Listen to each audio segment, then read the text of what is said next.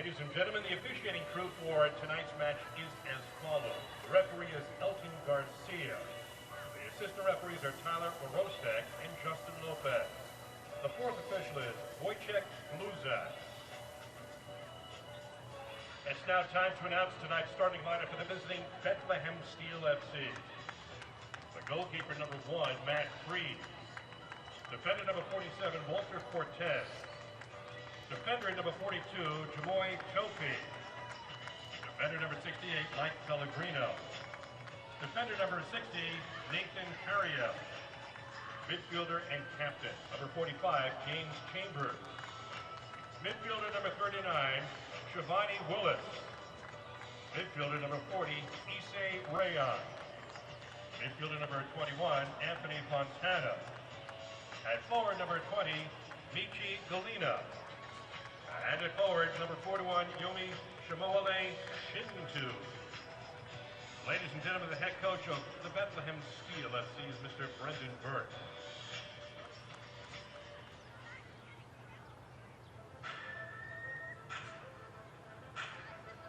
And now, ladies and gentlemen, the starting lineup for your New York Red Bulls 2. The goalkeeper, number 24, Evan Laurel. Defender, number 91, Reese Buckmaster.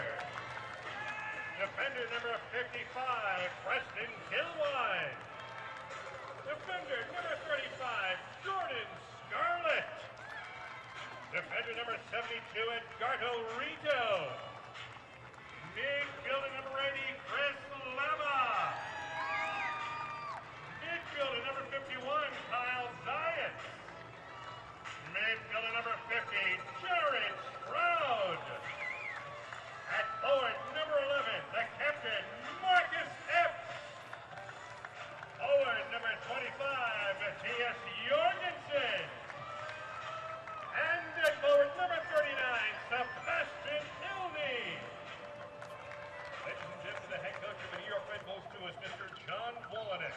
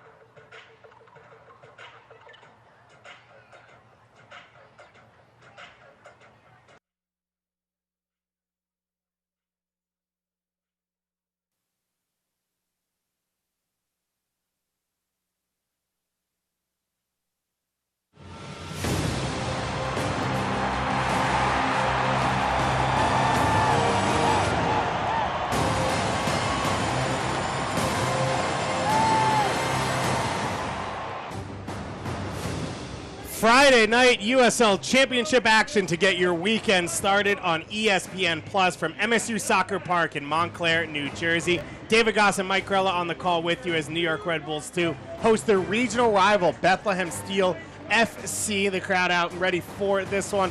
And Mike, when you take a look at these two teams, it's going to be a tough game. Absolutely. Two teams that like to press at some capacity and two teams that have a lot of moving parts right now, both not at full strength, so it will be interesting. Neither team with a full set of reserves for this game on the bench, but two teams with a ton of young talent looking to break through. And when you talk about young talent between these two squads, you look at Shivani Willis, the young Jamaican on Bethlehem. Yeah, Shivani Willis, a box-to-box midfielder more. He's going to play in the number 10 position at the top of the point, and he's an exciting player to watch. He scored 2 goals last week, and he was named to USL Team of the Week. Willis looking to continue to lead the attack for this Bethlehem Steel side. And on the flip side for New York, the man trying to pull the strings once again is Jared Stroud. Yeah, Stroud, when I watch him play, I always think that he's a really well-rounded player. He can do everything. You see there, he's got 5 goals, 3 assists. He can tackle, he can shoot, so exciting player to watch. A lot for these two teams to take in for Jared Stroud. A little bit more responsibility, too, as Tom Barlow and Brian White and Christian Casares, guys like that, are no longer with this group. Yeah, both teams, like we said, both teams are a little bit weaker today, missing some numbers, so it's going to fall on Stroud to play a big part. Stroud and Marcus Epps will look to lead this team at home, trying to bounce back from their first 2-game losing streak of the season. On the flip side for Bethlehem, 2 players suspended for this one, but a lot of great young talent in the lineup. We'll take a look at starting lineups coming up next year on ESPN+.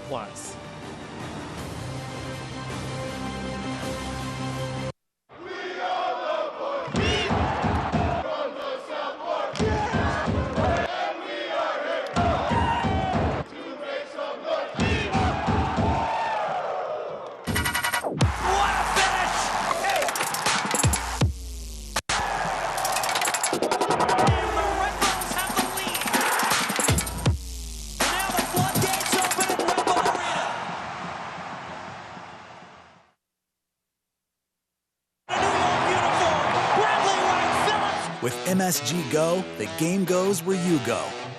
So you can watch live Red Bulls games anywhere you want. It's free and easy because if you get MSG, you get MSG Go.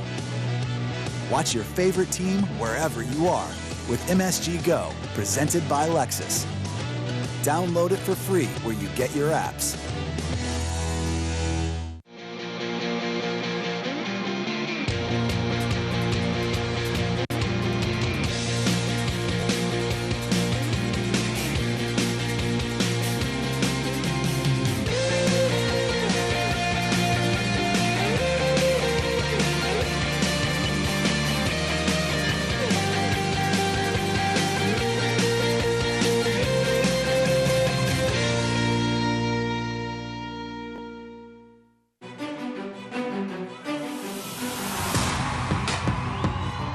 Lemma gets it back. He will take a strike.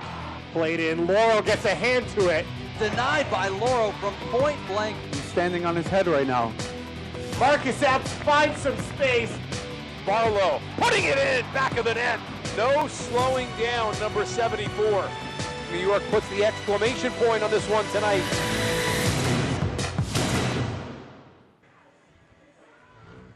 The sun setting here as we get ready for a beautiful summer weekend, and we get kicked off with USL Championship Soccer. A perfect night, dollar hot dog night with all the fans out and happy. Let's take a look at the starting lineup.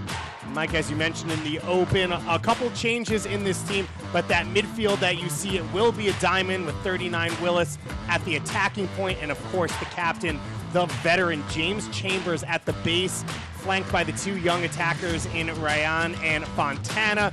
Should be a fun team. Michael Pellegrino making his USL debut at right center back for that squad. New York Red Bulls, too, on the flip side. They have a couple changes in midfield. Kyle Zayats will get the start alongside Chris Lemma, and Marcus Epps and Sebastian Elney will flank Matthias Jorgensen for this one. Jorgensen looking to lead the line now in place of Tom Barlow. That man leading his team out for a home game. John Wolenek trying to get his side to bounce back from back-to-back losses for the first time this year. One of the best starts they've had in club history. And on the far side, Brendan Burke looking to do the same as what Coach Wolenek has done, develop young players, but also win at the USL level. And of course, a legend in the PDL ranks is Reading United squads, producing some of the best players we've seen in U.S. soccer history. Head official Elton Garcia for this one. His assistant referees in Tyler Rostock and Justin Lopez, as we are kicked off. Bethlehem Steel, and they're all white kits with white shorts. Going right to left on your screen, and New York Red Bulls, too, in their home red jerseys for this one. Bethlehem Steel coming off a 2-2 draw at home against Louisville in their last game. But they had 2 red cards in that game. Ben Ofimu, as well as Faris, who both would be starting, one at center back, one at forward in this game. They didn't have those suspensions. So this Bethlehem Steel team's had to put together a different group, and only 5 players on the bench for them. On the flip side, for New York Red Bulls, 2, Rashid Nuhu, Janusz Luba on the bench, and 4 academy players alongside them. Like, just a perfect night to play soccer out there on the field. Awesome night. I was speaking to some of the fans earlier, and I was just saying this is such a fantastic place to play, and the weather's fantastic, and the beginning of an awesome weekend. So looking forward to this. This young team for Bethlehem Steel. Said Pellegrino in his third appearance in USL action, right there at right center back, partnering Jamoy Topi. And then mistake almost as Matt Freeze is able to push that one away. Freeze just coming back from that head injury that knocked him out of MLS action when he took over the starting role for the Philadelphia Union. And Mike, you mentioned it in the open, two teams that like to press.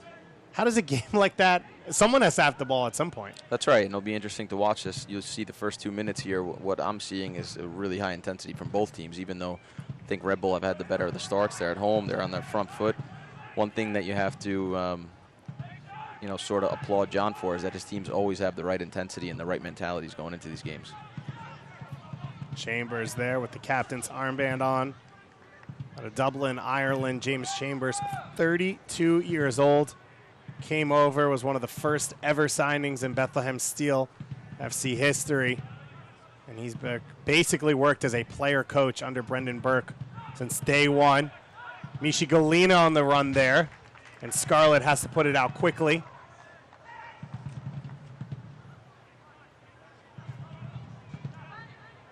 Yeah, early on there, Chambers just dumps the ball in the back. It's a smart play this early on in the game, causing a lot of trouble. Confusion. Chambers goes back to the feet of Pellegrino. Pellegrino committed to Notre Dame University. Will go in the fall. Dangerous turnover there. And Loro's out to meet it ahead of Anthony Fontana.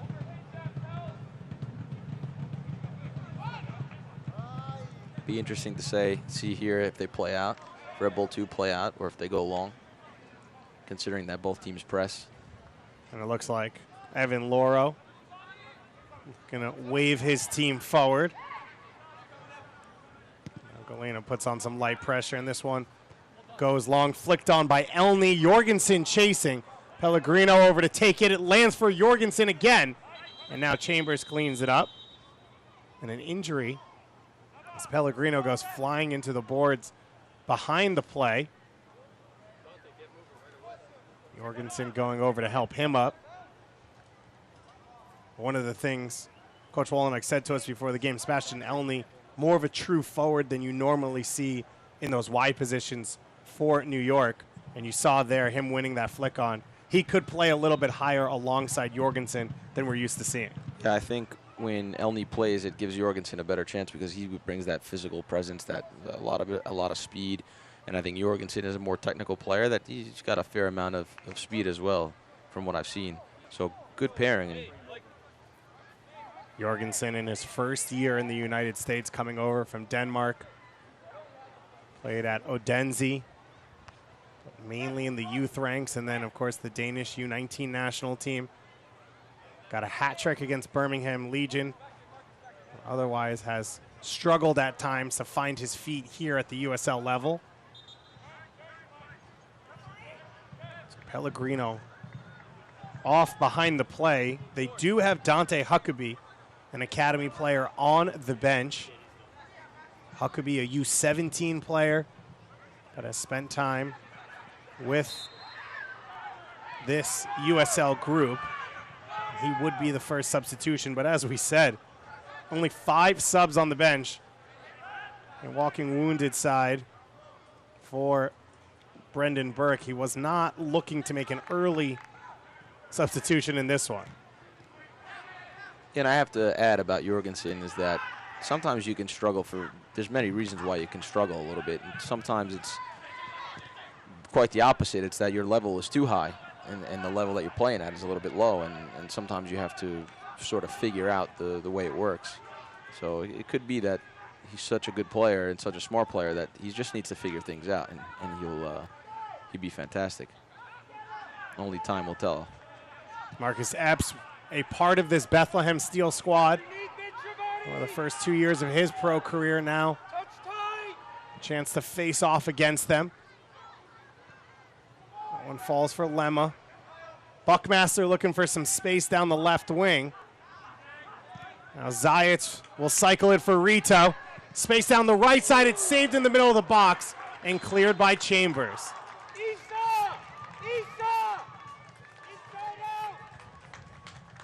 Good bit of play there from Red Bull 2. They get the ball from one side. It's crowded at the top of the box in the middle of the field. They get the ball wide, and good hard shot and goal. Spills it. No one there to, you'd like to see one of the strikers there or the weak-sided midfielder there to poke it in, but really good bit of play, and they've started this game on the front foot for sure. So the last thing Brendan Burke needed was another injury for his team. Coming into this one short-handed. And Michael Pellegrino going off here in the opening 5 minutes. So Dante Huckabee will check in at right center back for the rest of this game. Galena pacey forward, and you'll see Jordan Scarlett really making his presence felt, getting a hand on him, getting a body on him anytime he turns, because when you're playing against pacey strikers and you're a center back, you need to have your presence felt, and you need to make sure he doesn't get a foot on you. Good start from Jordan.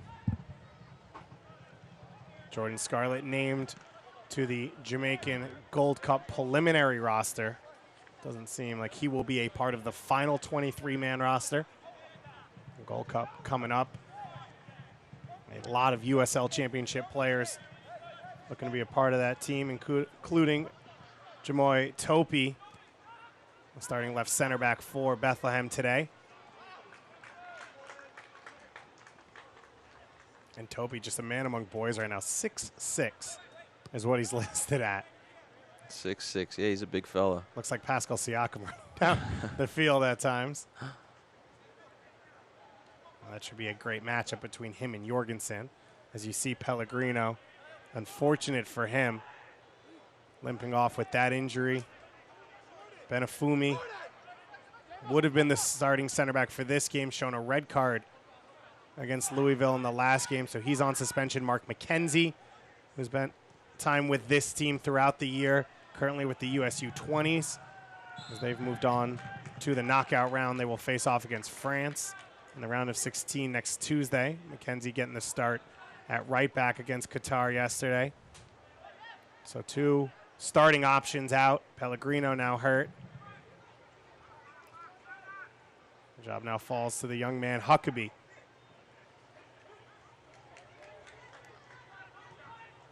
Epps works a few lines there. Jorgensen to Stroud, and now back to Jorgensen. Cuts it back across the middle. Elney steps over it, and his right-footed shot is blocked. Another good bit of play. Ball comes into Jorgensen. He drops it first touch. You'd like to see him drop it a little bit cleaner, but they still get away with it. Good ball across the box, and good chance on the goal. Really good start.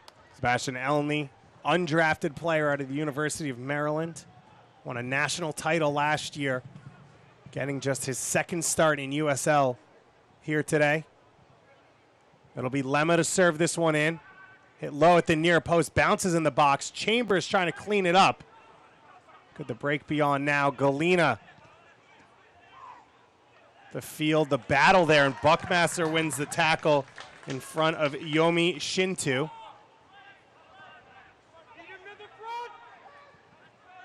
Epps' cross is blocked. Still alive. Stroud shot blocked. Lemma hits the inside of the post. Really hit it good. Exactly how you want to hit it, Mike. Really good, and such a positive play from Elney also. He's just creating a lot of danger and a lot of trouble up there. See, this ball pops up, and Stroud just hits it as good as you can hit it. Sometimes it's better to miss those because they confuse the keeper and going, but he peers that, and it hits the post and goes out. But really, this is the best start you could ask for in terms of mentality, what they're trying to accomplish. The only thing I do see is with these two systems playing against each other is that both teams are a little susceptible to counterattacks. Both these teams have a clear identity of how they want to play the game. The question is which one will be able to win out over the other. Rito now flying forward. Tune in to ESPN News on Wednesday, June 5th at 9 p.m. for Wednesday Night Soccer when the OKC Energy travels to Albuquerque to face current Western Conference leaders New Mexico United. It's the week's best match on Wednesday night, June 5th, 9 p.m. on ESPN News. New Mexico United in their inaugural season, tearing up the Western Conference right now. They're out to an explosive start. One of the best attacking teams in the league. You are looking at one of the other best attacking teams. New Mexico United leads the league with 30 goals. New York Red Bulls, too, are fourth right now with 23 goals. Red Bulls, 12 games played. New Mexico, 13. So one of the most potent attacks in the league out there on the field for the home side.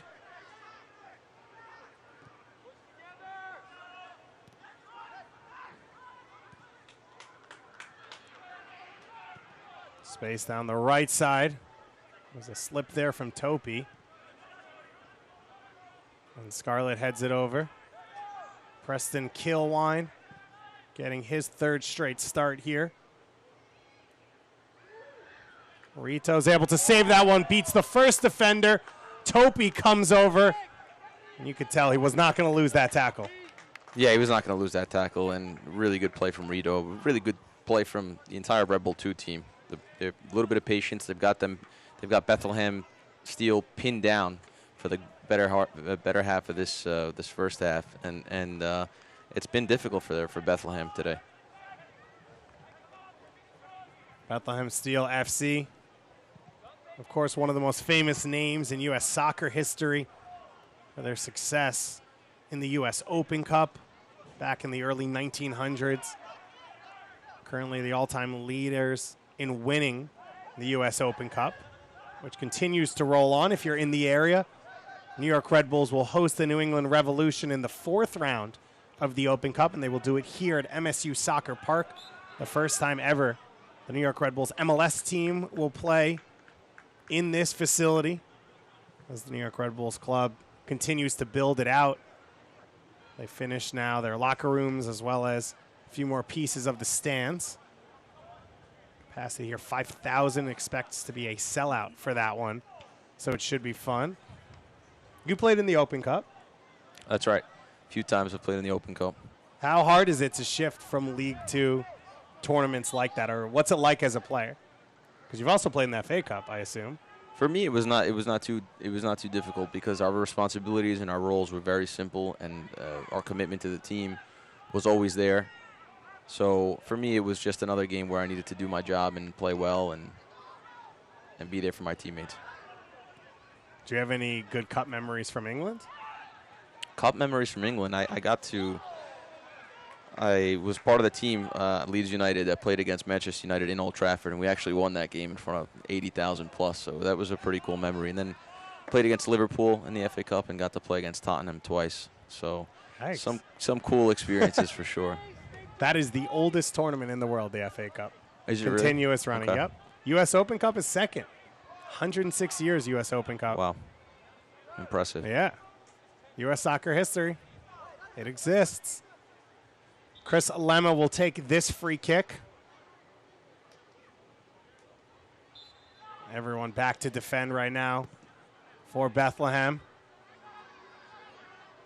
Headed all the way back out to Rito. And now Loro will reassess this field. Evan Loro, the all-time leader in starts for New York Red Bulls 2. Flicked on well for New York. Switched the field for Epps. One-on-one now, and his shot blocked. Well done by Nathan Harriet. And Freeze able to get it safely in his hands. Yeah, what you're seeing in the beginning of the game is, well, obviously Red Bull 2 have pinned them back and played really, really well. But you'll see both teams are going long in the beginning because both teams are going to press, and they know that. So what's happening is that they're going long and taking their chances. So anytime the ball goes out of play from a goal kick or free kick, it seems as if the ball is going a little bit long in the beginning, and then it's all about second balls. Both teams playing exactly the same way.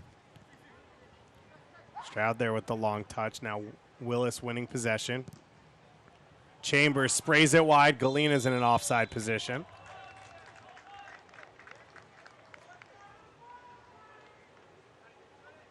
Mishi Galina missing his front runner in Patrick Bowie, one of the best young attackers in the country. Bowie, a U.S. Youth International. Sick today, so was not available for Coach Burke's team, along with a long list of other players.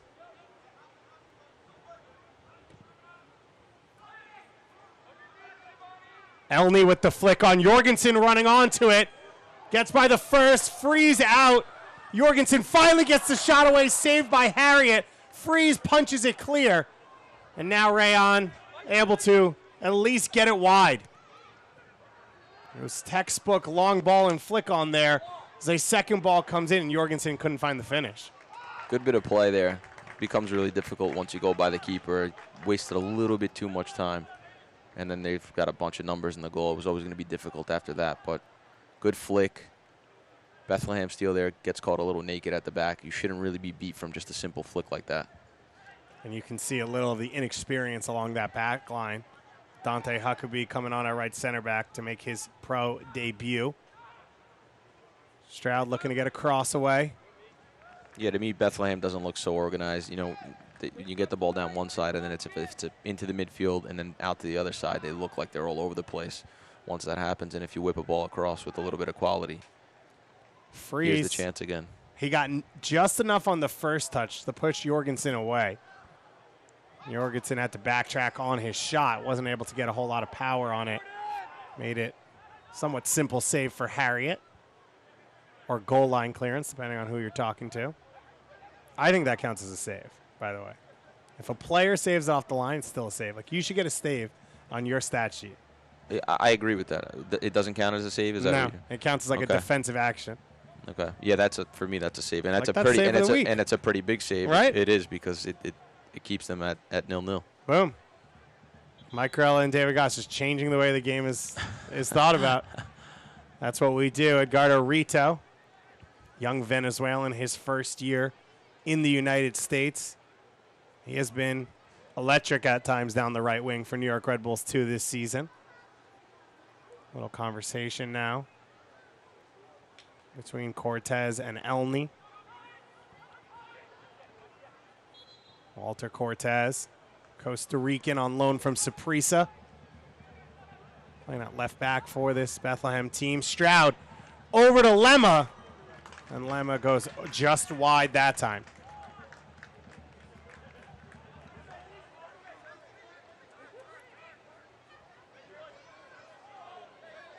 This game's hugely about second balls. You see that strike there, not what he wanted, but they've already had a few of them pop to the top of the box, and second ball's going to play a huge factor here. New York Red Bulls 2. Got a lot of looks already, as you said, off those knockdowns. Shin 2 there with the first win, so knock on 4. Bethlehem trying to beat 3 defenders. Slide tackle from Zayat. Shintu able to keep possession. Now Galina with red shirts surrounding him, and his cross is blocked. And Scarlett puts his foot through that one. Love the energy and tackle there from Zayat. Really good. So Bethlehem on their heels to open up this game, as they would expect, with some starters missing from their team, but they've hung in there these opening 20 minutes. They've seen a shot flash off the post, as well as Jorgensen's chance cleared off the line, and maybe they can find their feet here now and start to create a little in the attack. Cortez, the Costa Rican U20 international, started 2 games for Costa Rica in the last round of U20 World Cup qualifying, which they failed in. And today, Panama, who beat them out, was able to get through to the round of 16. It's a little good news for the CONCACAF region, after Honduras lost 12-0 to Norway yesterday in the U20 World Cup. Oh, wow, 12-0. One player had 9 goals, 3 hat tricks in one game. It's one of those you'll remember, I assume. I assume you got the match ball. Well, at that point, there is no official match ball because you've used now 100 throughout the game. Rayan looked like he was knocked down. No call made. He gets back up, wins it, and now he gets the shot away. Issa Rayan. Really strange play there. I think it was a foul to begin with, but he gets the ball back and gets through 3 or 4 guys and still gets a strike on goal. Fontana there into the feet of Willis. Good 1-2 here. And Galena stumbled as he looked to get on that return. But the brightest spell of the game here for Bethlehem. Jorgensen rolled off just a little too early there. Off Topi and Galena down, back behind the play. He went down immediately after he stumbled. It looked like out of frustration for not getting to the ball, but has remained down here. Michael Pellegrino's already gone off injured. You can see a little knee knock between him and Kilwine. Michael Pellegrino's already gone off injured in this game for Bethlehem. They came in with only 5 players dressed on the bench. Everyone on the bench right now, an academy player and a teenager for Bethlehem. The walking wounded right now, but they're hanging around. That's all right. Still 0-0. Somehow, Red Bull 2 have had a lot of really good chances. They've done well with them as well. But the game's really choppy for me. The game's been, both teams are a little bit scared to play in their own end, so they're kind of dumping it, calculated dumping it, I guess you would say, and they're picking up second balls and then playing from there. I think both teams are more comfortable doing that. So there's a lot of stoppages and a lot of 50-50 balls, second balls. And both teams, when they get in the final third, have been okay. It was good movement there from Galena, quick 1-2. He seems like a difficult player to mark. Mishi Galena having a good start to this game. All those fans having a good start to their weekend. Dollar hot dog night every Friday night here at MSU Soccer Park. Last week, the first dollar hot dog night of the year, it sold out before halftime.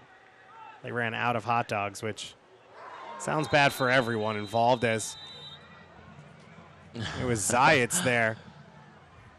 Went down to the ground, took a whole lot of James Chambers to the side of his head.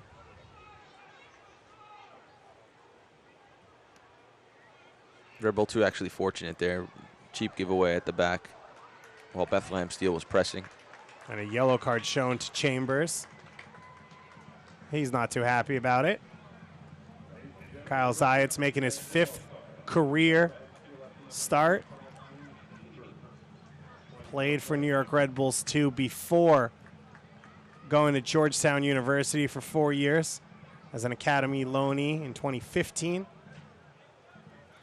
Spent the last 4 years at Georgetown University and playing PDL soccer with New York Red Bulls U23s, and now back with New York Red Bulls 2.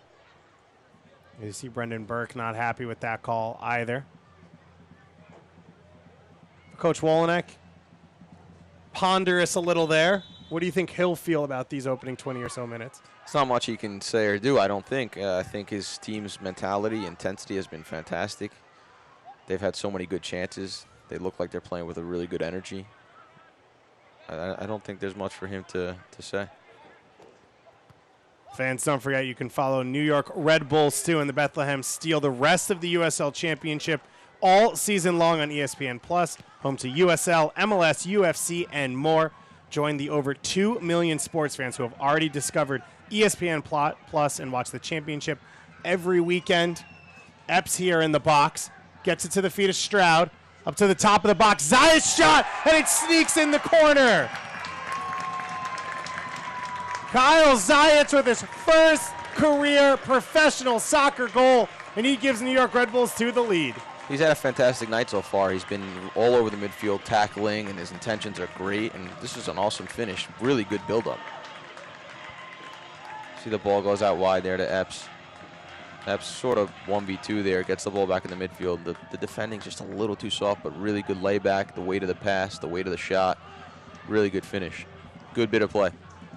Like I said earlier, you get the ball out wide, and play a little bit, and they look very unorganized. They don't look comfortable defending. New York Red Bulls, too, have had a shot hit the inside of the post, a ball cleared off the line as well in the opening minutes of this one, and they finally get the goal. And this time, it's Yomi Shintu, who's down back behind the play for this Bethlehem team that just cannot catch a break right now. It's the official confirmation on that goal. Wow. So It's another substitution. Okay. So 2 subs already used. You hate to say it, but you think sometimes you're away from home, you're weak in numbers. Could be sometimes a mentality thing also, where you just don't want to continue or you're just not up for it. Borgelin is the one who comes on for this one. So 2 of the 3 subs already used in these opening 25 minutes for Bethlehem Steel FC.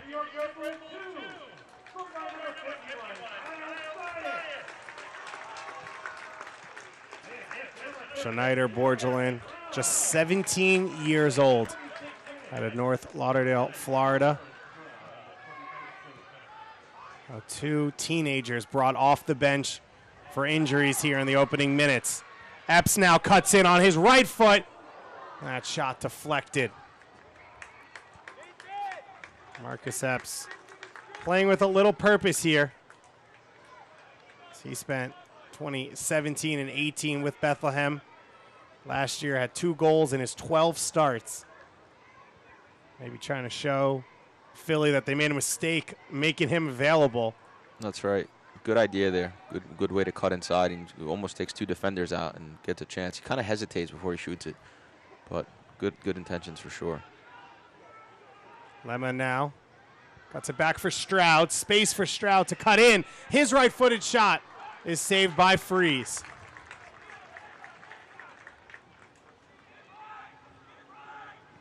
I'm really enjoying the play of Lemma, Zayat, and Stroud today. They've really been good in the middle of the field. They've been buzzing around. They've won every single challenge. They've been clean with the ball. Very, very intelligent with some of their passes and some of their movement. Really, really good performance from those 3 in the middle of the park, and I think that's why you see Red Bull 2 sort of demanding the game and commanding the game. As you said, 2 teams that wanted to press, but the strength of both these squads was in that midfield, especially with the injuries at center back and forward for Bethlehem.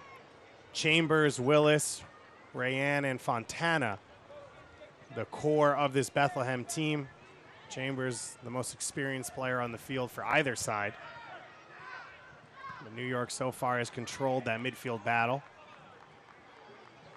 That one rolls a little long. David Goss and Mike Grella with you here on ESPN Plus as the sun sets.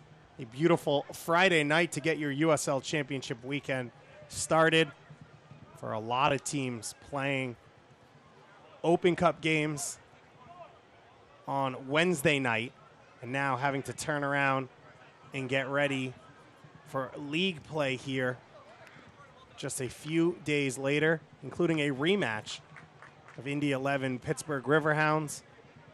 Some big games coming up. Louisville hosting Charleston, as well as some late night action on Saturday. Sacramento Republic hosts San Antonio, and Reno hosting Las Vegas. One game on Sunday as the Ottawa Fury host the Charlotte Independence. Buckmaster with some space into the feet of Stroud. Wide for Elney. Elney looking to get a shot away. It's a light one, and Zayats has 2. Kyle Zayats, his first 2 career professional soccer goals in less than 5 minutes. Good strike. Awesome strike. On the turf, the ball's bouncing and really awkwardly, and really good strike to find the near post. and put it in the almost exact same spot on that right post. Just unselfishness, gets it wide. Good bit of play. It's just a really good strike. Keeps it low and keeps it on target. Sometimes that's all you need. Kyle Zayat's turning into the Tom Barlow replacement for this team. They're missing their leading scorer. He's got 2 goals in this game. At Georgetown over the course of 4 years, he only scored 5 goals. So he's almost halfway there in 30 minutes today against Bethlehem.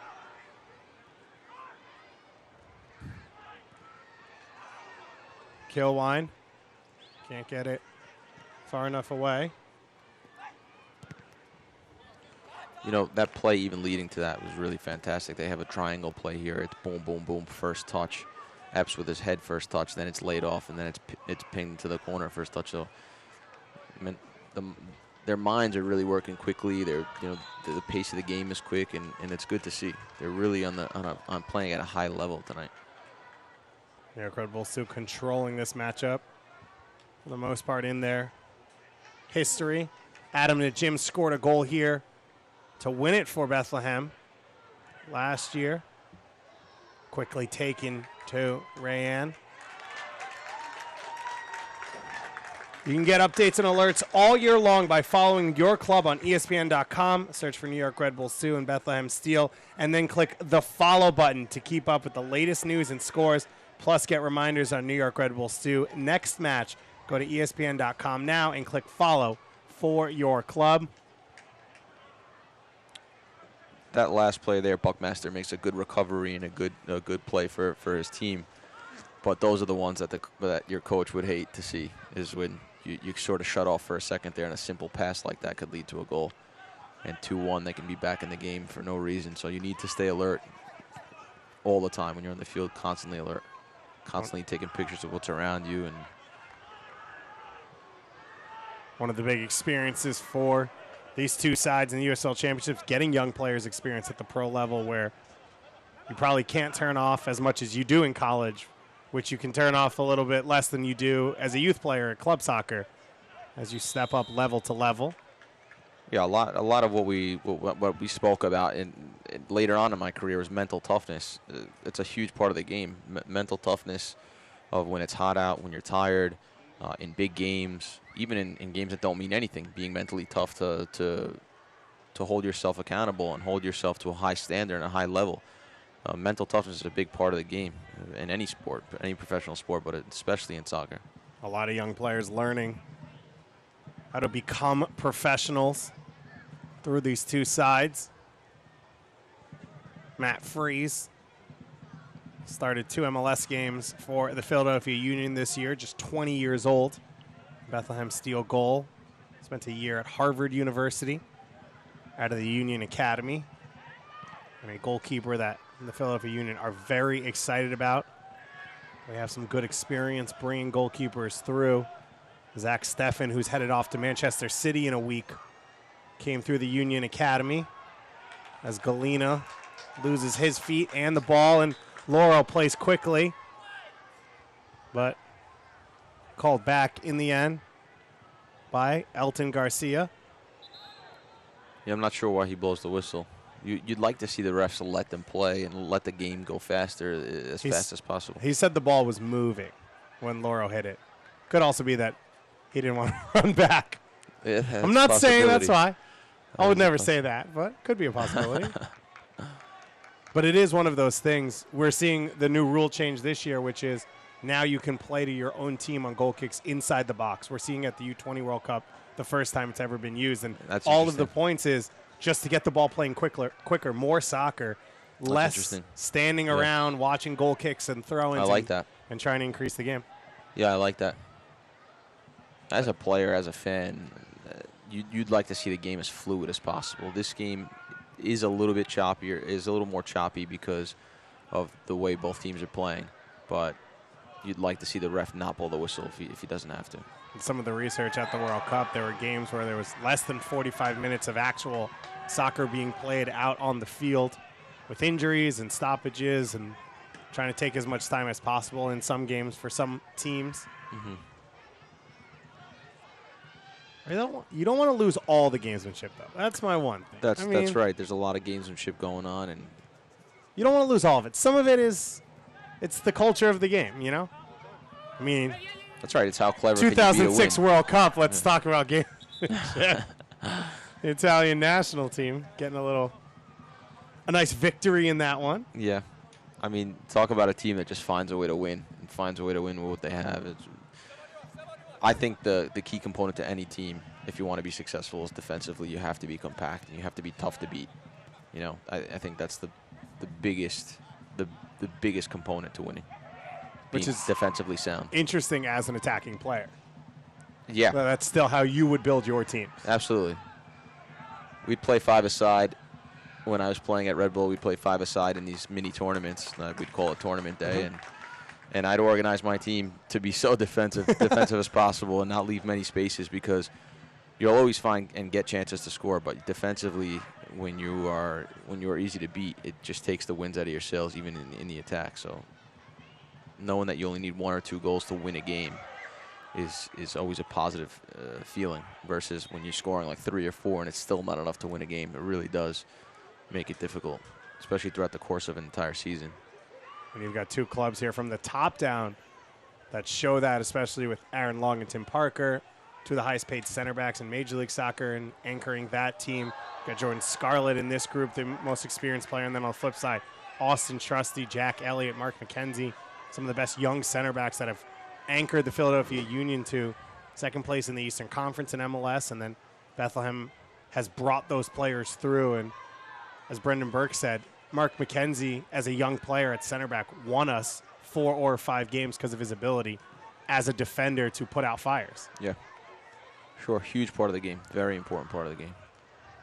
Kilwine with the header down there. Zayats gets taken out once again. Chambers sitting on a yellow card for a similar play there as Zayats comes out working his arm a little. So when I played over in England, some of the toughest guys I played against and with were the Irish guys. Really funny guys. Strong, physical, not scared of anything. It was funny that Chambers was mad at Zayats there. That's right. But he collided with him, and Kyle Zayats looks at him like, what am I supposed to do, not fall down? Yeah, the Irish breed, they're a tough breed. This one held up by Buckmaster. Epps slips inside the first defender. Lemma goes wide for Elney. Rito outside of him. Elney gets another shot away, and that one wide of the near post. It's been that same recipe to get the ball on one side, bang into the middle of the field, and it goes out the other side unselfishly. It's caused Bethlehem Steel a lot of problems, and the unselfishness around the box and the composure around the box has given them a lot of chances. Here, you'd like to see him play Rito right over the side. I mean, he's actually alone there, you know. So that's sort of that composure, that intelligence there from Elney. You know, I'd like to see him giving the ball, Rito the ball there. But he's had a really good night. He's been aggressive, and his intentions have been good to score, and that's what you want to see from your striker. And it's kind of what this team needs with Tom Barlow, who at the time was tied for Golden Boot leader in USL. Looks like he'll spend the bulk of the next few weeks with the New York Red Bulls MLS side. You need some goal danger in this New York Red Bull 2 team. Elney, a very high-valued youth player.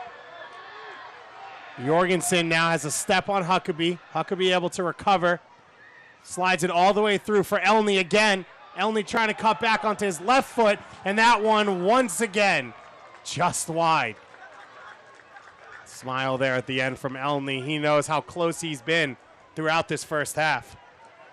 Yeah, to me, Jorgensen moves really well. Good speed, good technique, good awareness.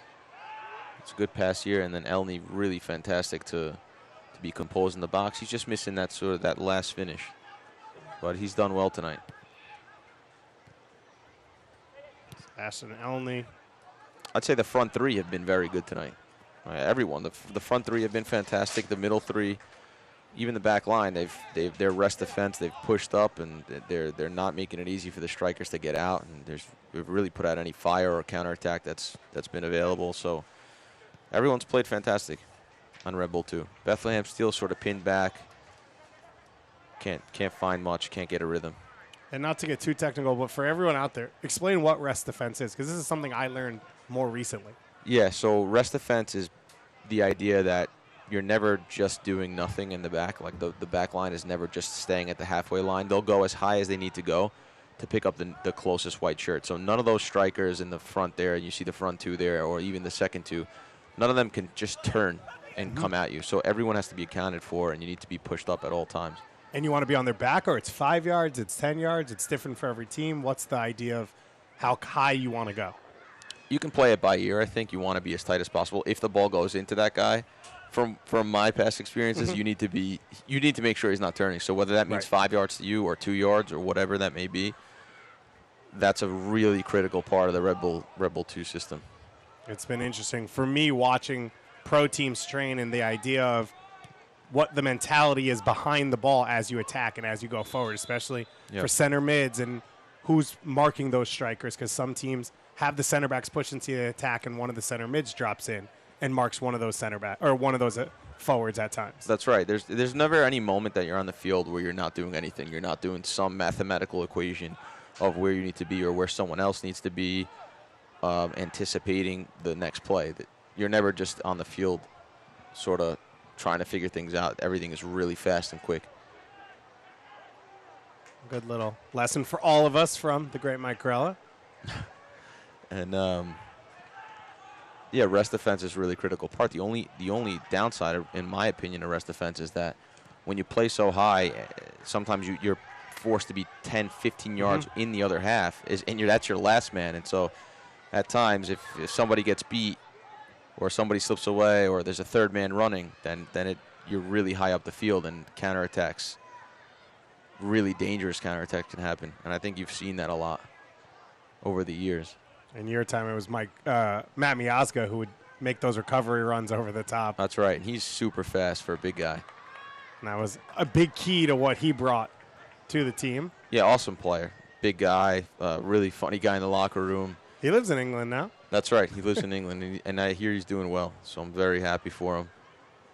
But we'll be a part. Just oddly fast, He didn't look fast, and you'd beat him, and then he'd be there again. And good player. Sebastian Elney going wide. That one blocked. Matt Miazga, we might be seeing in the Gold Cup with the U.S. national team. Andrew Gutman, part of Charlotte Independence in the USL Championship, called into that camp as well. The initial 40-man roster, but also it'll be a group of under 23 players who train with the full national team and then go to Salt Lake City for their own camp. Kyle Duncan called into that group, a New York Red Bull player, as both of these clubs have started to push players into the youth and now full national teams, producing some great young talent.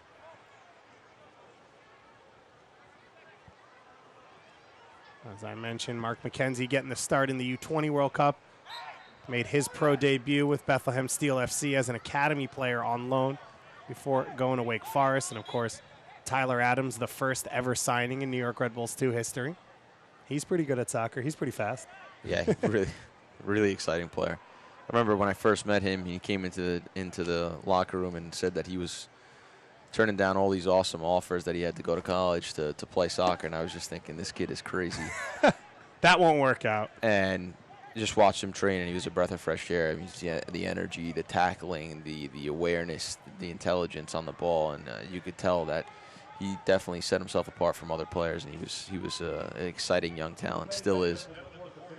A minimum of 3 minutes of stoppage time will be given as Chambers drives this one in. Headed once again, Kilwine trying to go wide. Rayan there. And Lemma can't get enough on that one. Issa Rayan wins that one.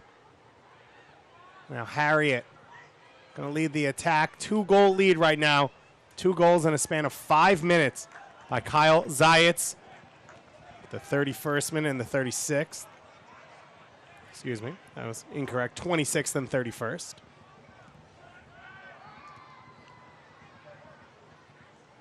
Yeah, Bethlehem still haven't been able to get anything going. Red Bull, even off the ball, have closed the spaces down and made it really difficult.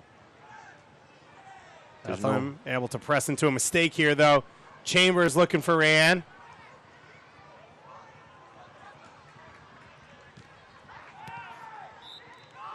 There's just no clear option when they get the ball. They're just in their face. Red Bull 2 is in their face, fast, closing down spaces. The movement off the ball for Bethlehem hasn't been great, and it becomes very difficult for them to get anything going. By the way, Mike, you're getting a ton of love on Twitter right now for Am being. I? First of all, Really? the dulcet tones of Mike Grella. The what? The dulcet tones. Everyone loves your voice. And all that you have taught us so far in this game. Don't worry, there's 45 more minutes to go. And, of course, you can tweet at either of us with any questions that you might have. We love to talk soccer. That's right, and the feelings are mutual. Free kick coming in now. It'll be Cortez to serve it. Loro comes out and handles that one pretty simply. He rolls it out quickly. The final minute or so of this first half. It was a tough one for Bethlehem. 2 substitutions because of injury already. Trailing by 2 goals as Jorgensen has that one swept away by Topi. Zayats, our goal-scoring hero, sitting on a hat trick right now. Not something you say often about a defensive midfielder. And a free kick coming on the top of the 18. Jorgensen's the one. Taken out. Yeah, you probably can't see it on your frame, but you see in this system, in the Red Bull 2 system, Evan, the goalkeeper, is so high up because he almost needs to play. If that rest defense does fail, he almost needs to play as like a sweeper-keeper sort of. Robles knows he's done it a few times, and he's made a few huge saves with one-on-ones. He's really good at that, and you need a goalkeeper that's anticipating every single play just in case that rest defense does break down and you do get a counterattack against you. It's becoming more and more common, especially with the play of Manuel Neuer, to be more aggressive, to have your goalkeepers be more adventurous. Lemma and Stroud standing over this one. It'll be Lemma to take the left-footed shot safely into the arms of Freeze. And that'll be it for our first half. Mike, you go into the locker room now as these 2 coaches. What's your message to your team? For Red Bull 2, it's not much. They've been fantastic. The only little play that I saw was that play where they sort of fell asleep on the top of the box. And this game, although it should be 4 or 5-0 for Red Bull 2, could have been 2-1 just from that one play. If you're Bethlehem, just got to get something going. Your spacing's got to be better. You've got to compete a little bit more, and you've got to be a little bit more organized defensively. I think they really haven't done much tonight. First half highlights coming up here. New York Red Bulls 2 leading their regional rival 2-0 on ESPN+.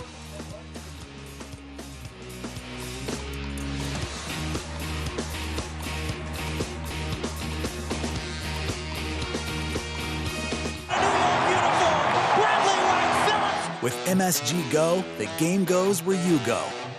So you can watch live Red Bulls games anywhere you want. It's free and easy because if you get MSG, you get MSG Go. Watch your favorite team wherever you are with MSG Go, presented by Lexus. Download it for free where you get your apps.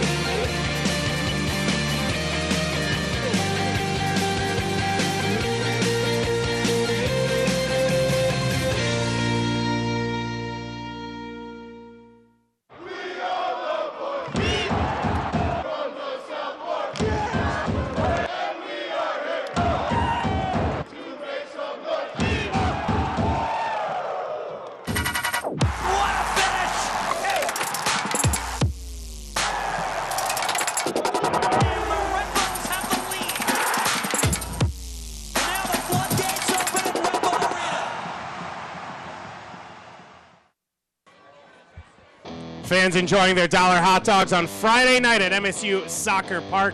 David Goss and Mike Grella with you for this one.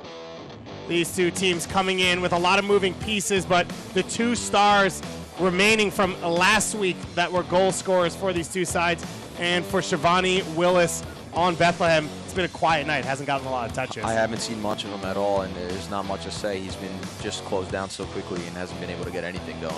Willis, 2 goals last week in the USL Team of the Week, but both those goals coming in the second half against Louisville.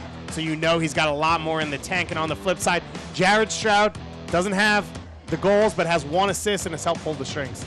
He's been fantastic tonight. He's tackled, he's covered ground, he's been quality on the ball. Really good performance from him. Even at the last play of that game, really awesome touch to take the ball down and get a chance for Jorgensen. Stroud here setting up Kyle Zayitz's first goal on the top of the box. We'll look to continue to create for this team, as right now Bethlehem with 2 substitutions, including one on at center back, struggling to create chances for their team. Let's take a look at Evan Loro, the most starts for New York Red Bulls 2 in their history out of South River, New Jersey. Started with the New York Red Bulls Academy over 10 years ago. A USU 20 international, played at the University of Michigan before becoming a homegrown signing.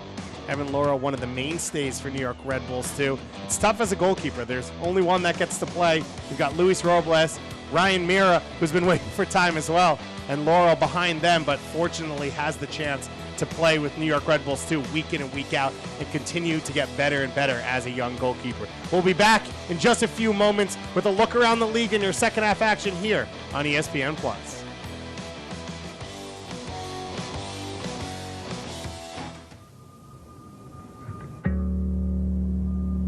Statesboro, it's like this little oasis of a location. I think Statesboro loves itself. It's the first thing I would say. This is a win for the community.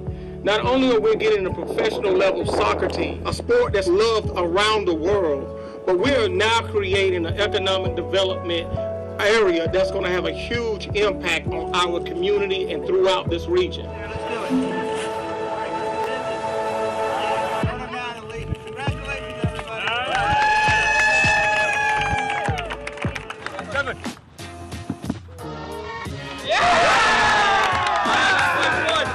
I'm not surprised, to be honest, that Tormenta was one of the first teams approached when League One came about. I think it was blatantly obvious to everyone that knew anything about American soccer that Tormenta was a force in League Two, and everything from top to bottom was done so professionally that I had a good year in college and I had some other looks, but for me, I wanted to be at Tormenta FC, and I knew there was 10 other guys coming back here that I knew were bought in and they have the same goals that I do.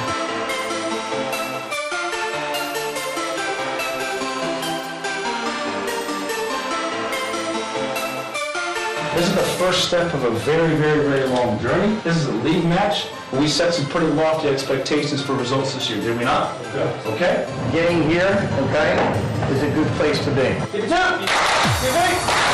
And now, what you guys need to do is take it that one step further. Family, boys! Family, family, family! Yeah!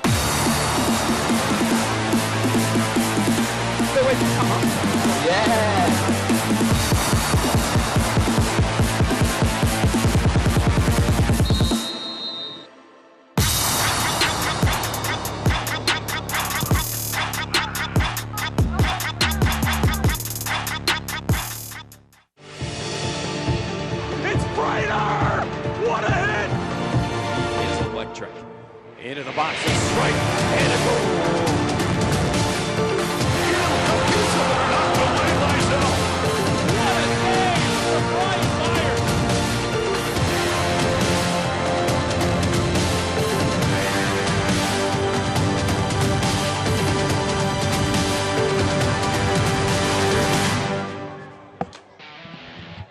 New York Red Bulls 2 looking to make a move up the standings here, leading 2-0. They would jump Nashville SC at least for the day with a victory in this one, but you see how tight it is. The Tampa Bay Rowdies coming off a wild Open Cup loss at OKC Energy 4-3 Wednesday night, but they lead the Eastern Conference in a bounce-back year, led by former New York Red Bull 2 Andrew Tenari, as well as David Najim along their back line. North Carolina FC, a huge Open Cup victory for them. They're sitting in 4th place. And then you look at Bethlehem Steel FC right on the bottom of the playoff places. Pittsburgh Riverhounds just behind them with a couple games in hand if they can get a win. And you see they will face off against Indy 11 for the 2nd time this week tomorrow. Hartford Athletic hosting North Carolina FC, and Birmingham Legion trying to get back to winning ways after a tough Open Cup loss for them as well. But they will host East-leading Tampa Bay Rowdies in that one. A lot of great USL action for you over the course of the weekend, so stick to ESPNplus.com. Take a look at some of the storylines. 10 USL Championship teams that have moved on to the 4th round. Memphis 901 will host, and Charleston Battery hosting Atlanta United, their affiliate team in the Southeast. As we said, New York Red Bulls will host the New England Revolution. NYCFC hosting North Carolina FC, who broke a lot of people's hearts by beating Florida Soccer Soldiers, one of the last 2 amateur sides, but Orange County FC getting a win. And then Portland Timbers 2, Wednesday night action, knocked off Real Monarchs 2-1. LA Galaxy 2, with Mauricio Cuevas in the starting lineup, getting a 2-2 draw with Tacoma Defiance, featuring Josh Atencio and Alfonso Ocampo Chavez for them. In this one, you know, the stats look a lot like the way you think, Mike. 16 shots for New York Red Bulls 2-1 from Bethlehem Steel. 62% possession. New York Red Bulls 2 have looked very comfortable through most of this first half. Yeah, actually, the stats match up with what we've seen perfectly. You know, they don't always, but they have tonight. It hasn't been a good performance from Bethlehem Steel, and a little bit of that is on them, and most of it is on Red Bull 2 being really coming off that 2-game loss, really sharp tonight. And a beautiful part about this sport, though, is they are one wrong bounce away from cutting this lead in half for Bethlehem Steel FC and making it a 2-1 lead. We saw them come back from 2-0 down last weekend against Louisville, so you know they're capable of it. They've got the dangerous players in the attack. And New York Red Bulls 2 continue to roll in this one. Does Bethlehem Steel FC have a comeback in them? We'll find out coming up here in a couple moments on ESPN+.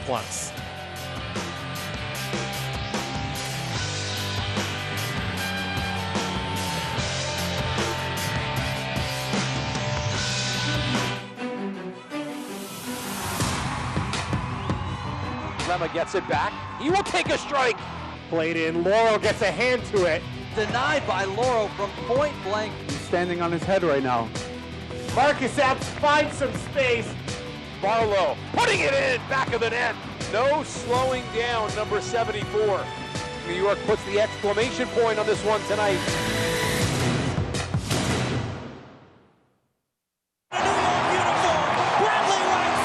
With MSG Go, the game goes where you go.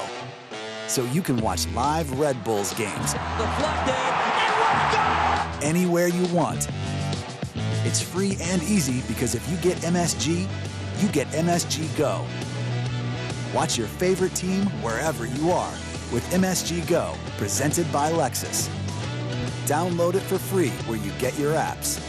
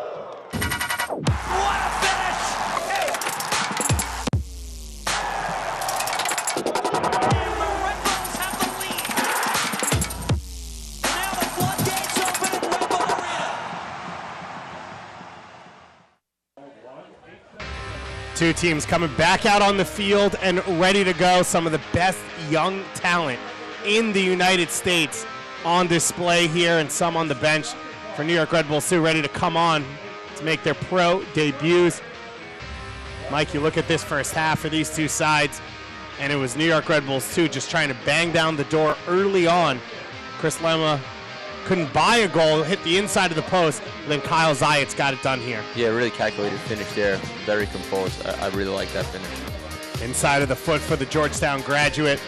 His first professional soccer goal for Kyle Zayats, the Westport, Connecticut native, making his 5th start in his rookie year with New York Red Bulls, too. From the weight of the pass. So he can strike it first time. If he plays it to him too strong, that goal doesn't happen. Jared Stroud continuing to lead his team in assists. And for Zayats, you know, if you get your first, you get a taste of blood, you want more. And he comes up with his 2nd goal just 5 minutes later after the first.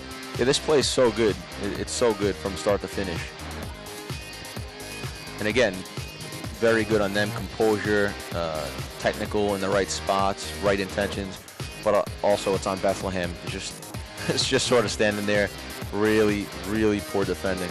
And sad to say, a little bit poor intensity as well for me.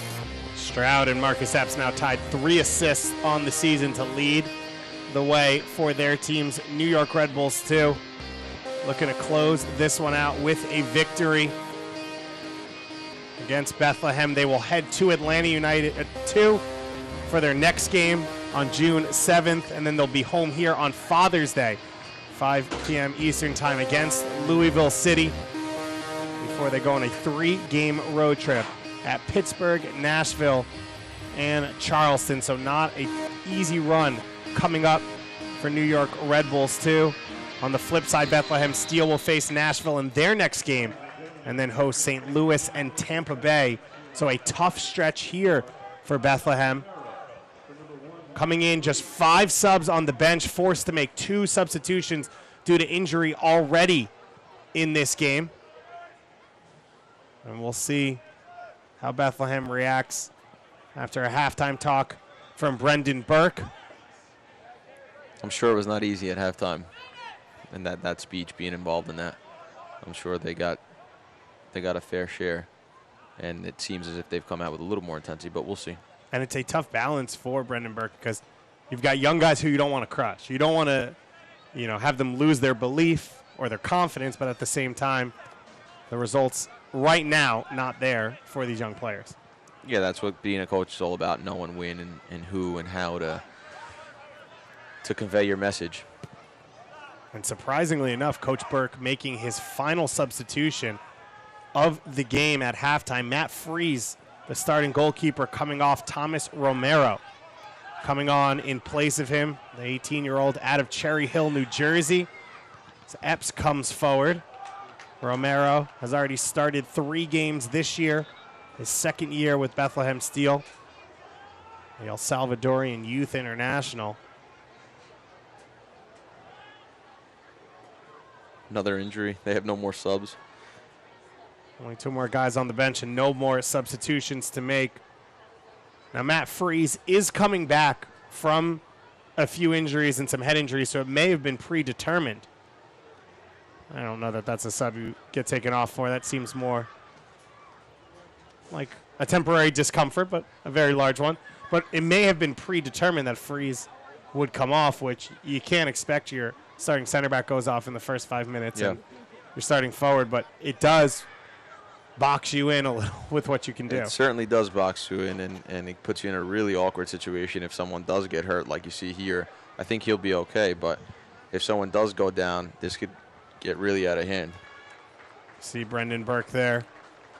You know, I'd like to see Red Bull 2 here. I'd like to see them play, in a different way a little bit, because I know they want to go and they want to press and they want to be in their face and get chances, and I understand that. But there's times where I think you can keep the ball and let them come out a bit and let them try to press you and work in that way, especially because you have such control over the game, I think. Stroud here down the end line. Showing a little maturity in the way you play, because when you get to the playoff time, which is the only time that matters, you need to be able to play different ways. You can't always just press. You need to be able to keep the ball, play possession, have other teams come at you, and then exploit their weaknesses, exploit them on the counterattack at times. They need to come to you right now. Essentially, you're winning the game 2-0. So I think if they can get that balance right, come the big games, they'd be very effective. Stroud to take this one. Goes short again to Lemma. Cycle to Buckmaster. Buckmaster clips it in onto the hands of Romero, and he gets his first touch of the game. That's one of the big questions, Mike, for this group is, can they win in other ways besides purely pressing? And can these players dominate possession in games as well? As Jorgensen's in one-on-one, he clips it by Romero off the side of the post and out. One of the best moments we've seen from Jorgensen this game. Yeah, I think when you're a striker, you need to start worrying when you're not getting chances. But when you're getting chances like this, that means you're making the right runs and you have the understanding of where you need to be and you're getting chances. But at the end of the day, you'd really like to see him finish that. Maybe just lift it a little bit more. I think he knows that he could have done better there. Matthias Jorgensen, his first year in the United States, Danish U19 international, a big signing for New York Red Bulls in the offseason. He's made a couple MLS appearances, but over the last month or so has cemented himself as the starting center forward for this New York Red Bull 2 team as Brian White and Tom Barlow continue to show what they're capable of at the MLS level. Tom Barlow sitting about 4 rows below us here for this game. Scored a goal against Atlanta United in his MLS debut. Still the leading goal scorer on this team. Yeah, Tom's an awesome story. Scored so many goals here and was actually struggling to get into to get some minutes here and get into the first team, and has played well and scored a very important goal. A really fantastic goal. Barlow. Hard not to be a fan of him. Late round draft pick. And as you said, last year was not the starter on New York Red Bulls 2. Fought for time, had a hat trick against Charleston Battery as a sub. Still did not start the next game for Coach Wolinek's side. Yeah, it says a lot about him mentally and who he is as a person to continue to go and to continue to fight for the team and to continue to understand what he needs to do and have his standards set so high that nothing on the outside could affect the way he was going to develop himself as a player.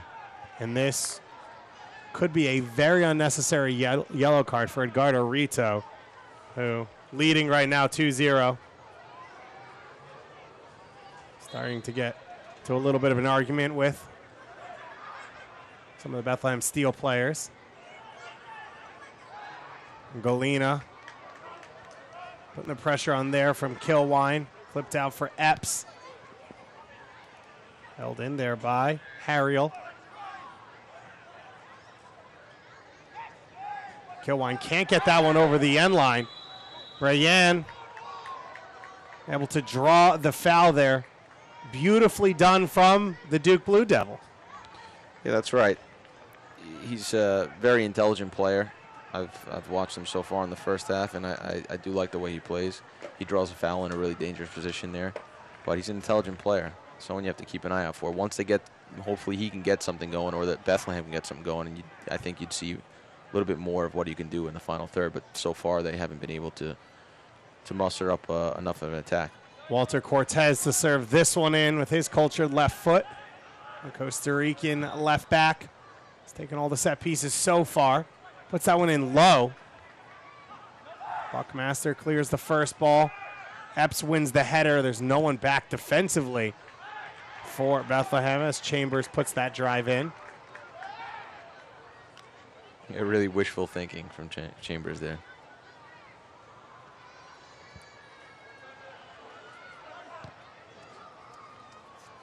Epps now in a foot race. Beautiful slide tackle in the end from Harriel. Nathan Harriel, his 4th USL appearance of the season. USU 18 international. One of a number of players in the Philadelphia Union Academy out of Florida. This academy now going out and recruiting players from across the country. Rayan from Michigan. They've got a player on the bench in Axel Picasso out of Texas. With that YSC Residency Academy, the first of its kind in the U.S. Under a professional team, they've got the ability to bring players in from anywhere. They provide them with schooling and a home. And a lot of high-level soccer training throughout the week.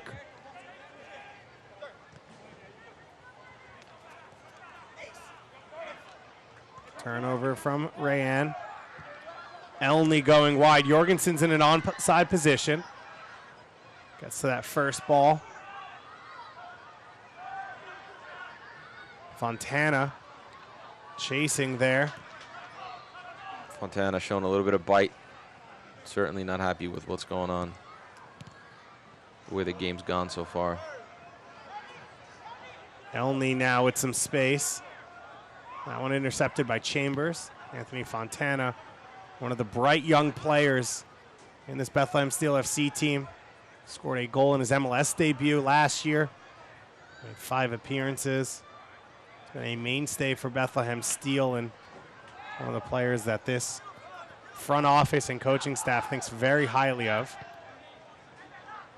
He's now limping a little off the ball. No substitutions left for Bethlehem. As Laurel puts that pass out of bounds. Yeah, Bethlehem they do have an interesting way of playing. Like you were saying earlier, the 2 strikers are kind of split wide, kind of force you to play into the diamond. Haven't really seen it happen yet because Red Bull 2 have sort of bypassed it, and they've just been so much better, so much more energy. So, but interesting tactically that they open like that and sort of force in the middle to kind of collapse on you.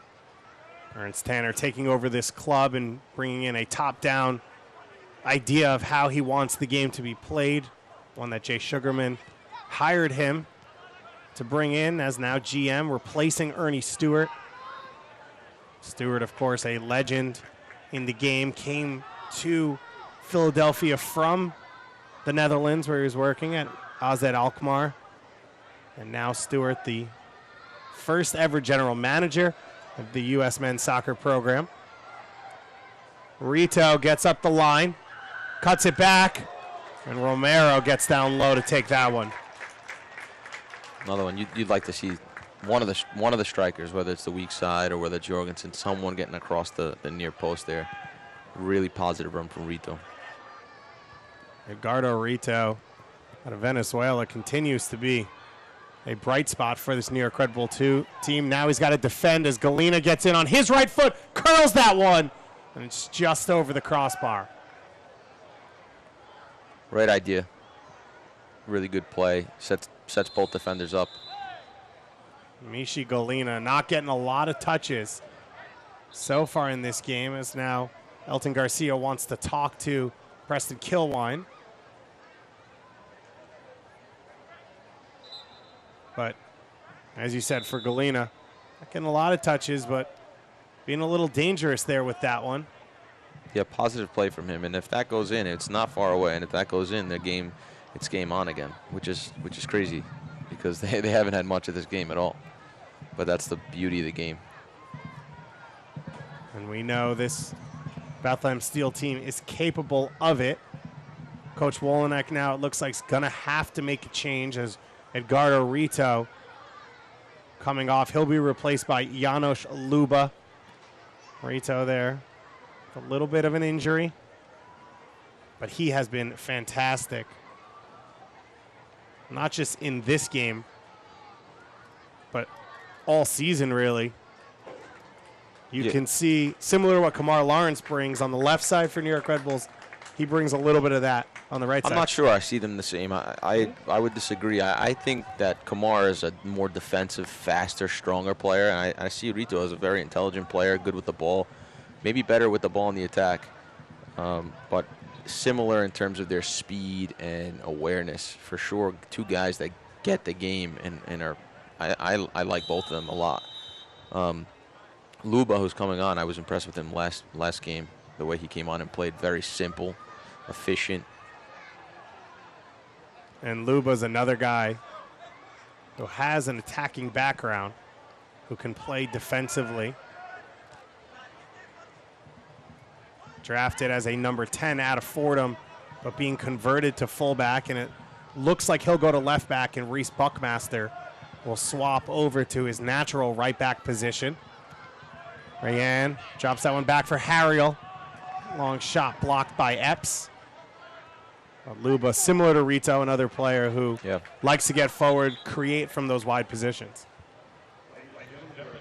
Yeah, in my opinion, I'm so much more interested in players that are intelligent versus players that just bring physical attributes to the game.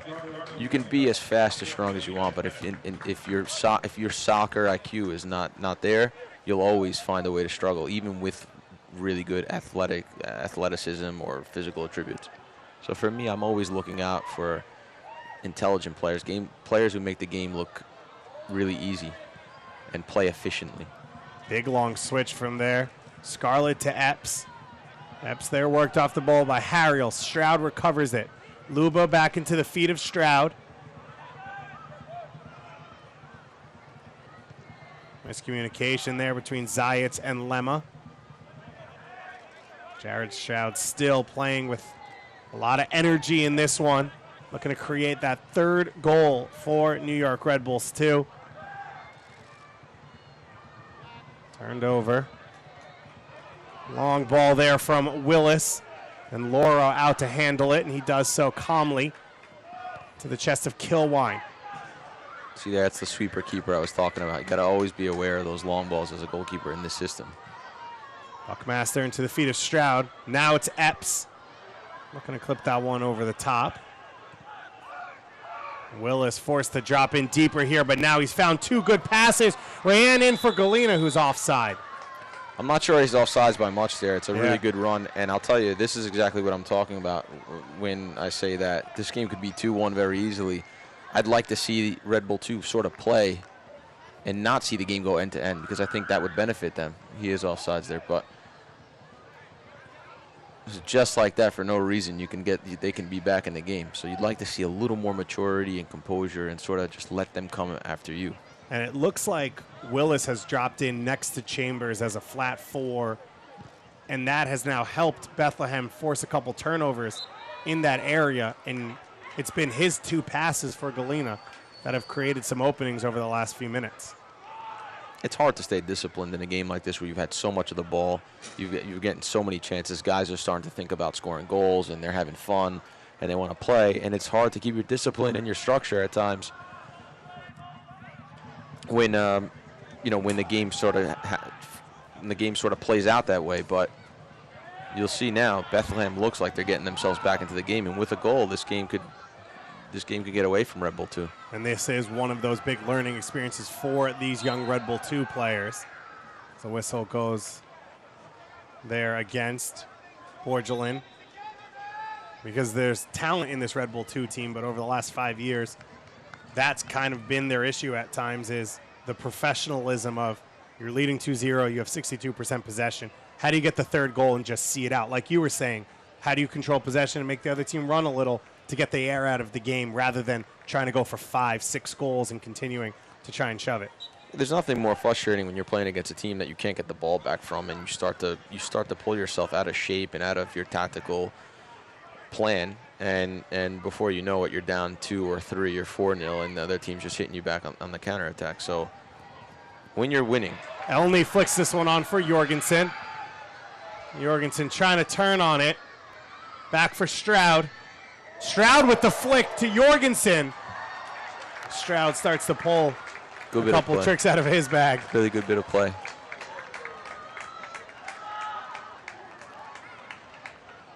Not one you see every day. No, I've been impressed with Stroud. A little Greladino there. Really? Yeah, it looks good, and he's been positive all night. He's very comfortable on the ball. Stroud scoops this one for Lemma. Lemma in an onside position. Elney meets it at the near post.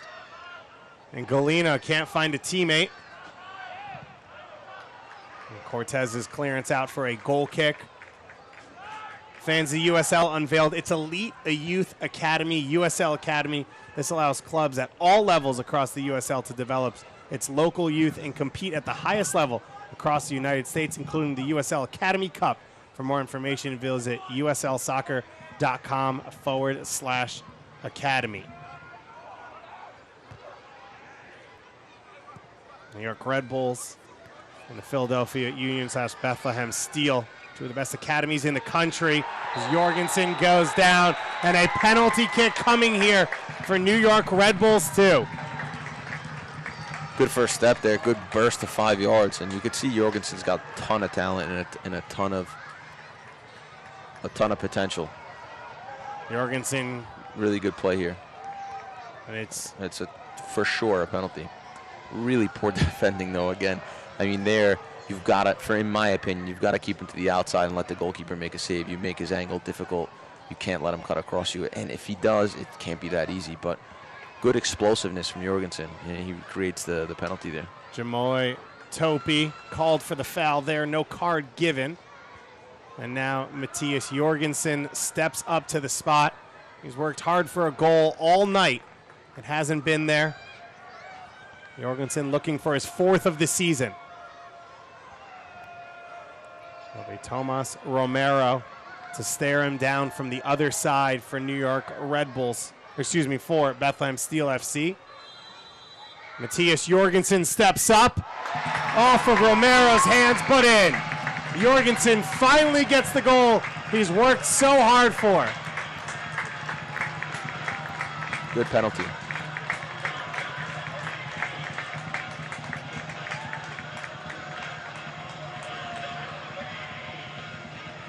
Yeah, good penalty, difficult to save. He's put a ton of pace on that. Opens up his hits inside of the right foot, but as you said, hits it so hard that even once Romero gets a hand to it, it still finds the back of the net. A 3-0 lead for New York Red Bulls 2. Really happy for him as well. Hopefully that starts to give him a bunch of confidence and get himself really going. But he's played well. He's gotten himself into really good positions, and you could see the potential. The quality is certainly there. And when he has scored this season, it has poured. The lone game he scored against Birmingham, he had a hat trick. We'll have to keep an eye on him now to see if he really explodes in this one.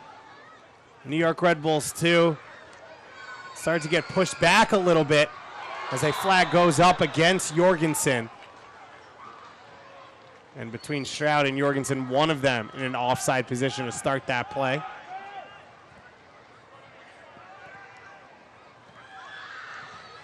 Yeah, and if you're Brendan Burke here, you're it's 3-0 away from home. You're starting to look to see what guys are guys that you can trust and what guys that are guys that have character, because although you're 3-0 down and the game's difficult, you're away from home, this is a time where you really need to show your coach and your teammates that you continue to push and you continue to play, be professional. Even though you may be out of the game, I think you need to work hard, get your fitness up, and still be finish this game as professionally as possible.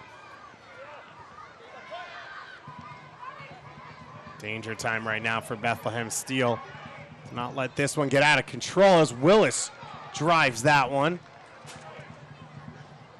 Good strike, and Bethlehem Steel has played a little bit better the last 10 minutes, but haven't been able to find one. Willis here maybe took a little deflection. Troubled Laurel, but no one crashing on that one, and that's why Willis had his hands up after that, looking at his teammates. Don't forget, for Bethlehem, they made a sub at center back 5 minutes into this game as Luba puts this one over everyone's head. Epps trying to run it down on the far side. Fontana makes the tackle. It's still alive in the corner. Cortez battling. Clears it, but only as far as Lemma. Rayan puts the pressure on Zayats, who has to go all the way back to Loro. But a 5th-minute substitution, a 20th-minute substitution for Bethlehem, forced by injury, and then a goalkeeper sub. So not an opportunity for Brendan Burke to bring fresh legs on to really give this team a jolt. And the guys out there are going to have to find a way to soldier through here. Try and find a way to get that next goal and put a little pressure on New York. Luba here with space. Finds Stroud. That one too slow for Lemma. Kyle Zayat sitting on a hat trick. Yeah, Zayat's getting a little too excited there. I mean, you got to try. If you're a defensive mid and you're on 2 goals, you got to try and get that hattie. Absolutely, and the game's it's 3-0, and everything he's hit so far has gone in, so why not try it again? Mishits that one, though. Lemma brings that one down beautifully in midfield. Buckmaster now showing his versatility in this game, playing on both sides. Hits that cross behind Jorgensen, and he'll go out for a corner kick.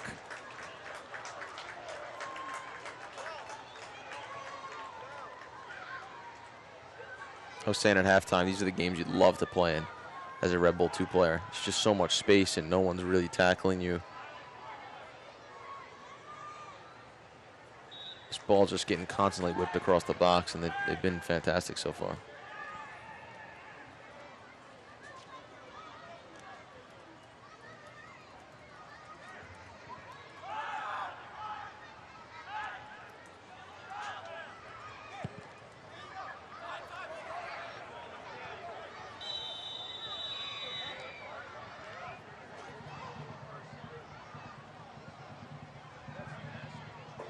Body goes down in central midfield here. Galena. And it'll be a yellow card to Jordan Scarlett for that contact off the ball. The first yellow card of the game for New York Red Bulls 2. James Chambers sitting on 1 card.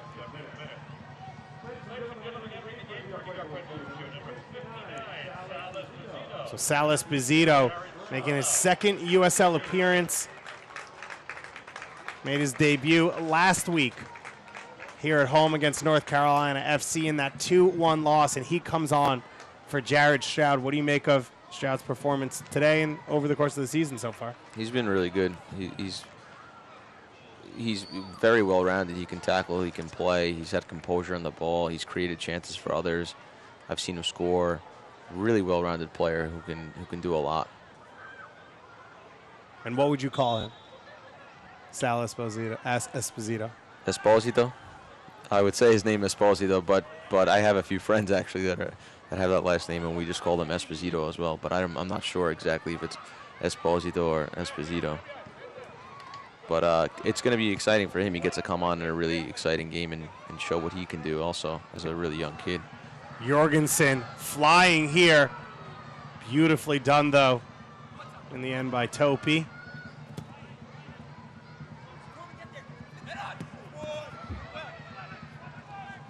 Select is the official ball supplier of the USL Championship and many of the finest leagues in the world since 1947.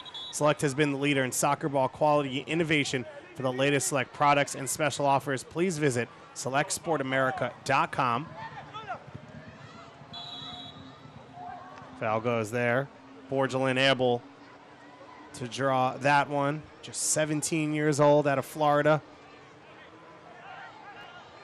Came on for the early injury to Yomi Shintu. And now Chambers will step up to take this one. Good opportunity for Bethlehem to try and slim this lead down a little bit. Chambers drives it in. Flicked on at the near post. It was Willis on the first header, but couldn't find a teammate on the second chance.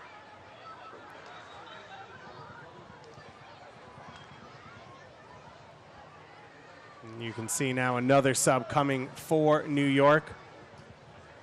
It'll be Chris Teo to come on here, another academy player, similar to Esposito, and he comes on for Jordan Scarlett. Scarlett just picked up that yellow card, so maybe a little safety there from John Wolenek. But Chris Teo, a young player that Coach Wolenek is very excited about. He's played most of his time at fullback. They believe could have a future as an undersized center back, a guy who reads the game well and has been a good part of the youth teams he's been with, including playing Open Cup action this year with the New York Red Bulls U23 squad. So Teo will come on at right center back, making his USL Championship debut. And an inexperienced back line for New York now. You've got 3 players out of college making in their first ever year of professional soccer, and a guy in Chris Teo who's making his pro debut out of the academy. Yeah, it's really nice to see. It sends a very loud and clear message that if you're good and you're willing to be disciplined, you can get an opportunity. You know, John Rebel 2 will give you an opportunity to play at a pretty high level, and the rest is up to you. So many of these Rebel 2 guys have gone on to play in the MLS, so, and even in Europe. So the sky's the limit, and the opportunity is there if you're willing to put your head down, work hard, and be disciplined. Fontana sprays that one wide. Out on the left wing for Cortez. Epps comes over and wins that one. Cortez wins it back. Sliding it in for Galena. The cross comes in, and Galena's in an offside position. And a frustrating evening for Mishi Galena. You've seen flashes of the quality, but just hasn't gotten a lot of touches or a lot of support. Yeah, he's been sort of stranded up there, and Bethlehem hasn't been able to get anything going. Some really good touches in the first half where he plays that quick 1-2, and you can see he's making the right movements and he's trying. I mean, he's had a really good chance where he puts it far post and misses only by a foot. A young man out of DR Congo may have been onside on that one. Kilwine in the middle. It was close, but of course, Tyler Rostek, our assistant referee, right on top of that one.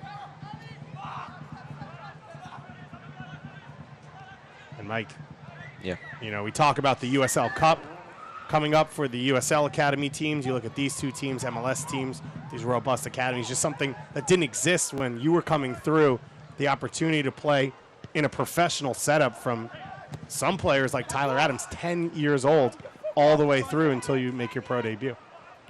I didn't have that growing up, and I sort of, in many ways, I feel like I got lucky to make it through because there's a really it was a murky understanding of how you get to the top levels. And I can't think of anything better for young kids, young talent. There's so many talented players in Long Island, in New Jersey, in New York. Chance here for Epps, knocked down. Oh, good goal. And Jorgensen gets the goal onside. And as we said with Jorgensen, when it rains, it pours. His 5th goal of the season, his 2nd of the night.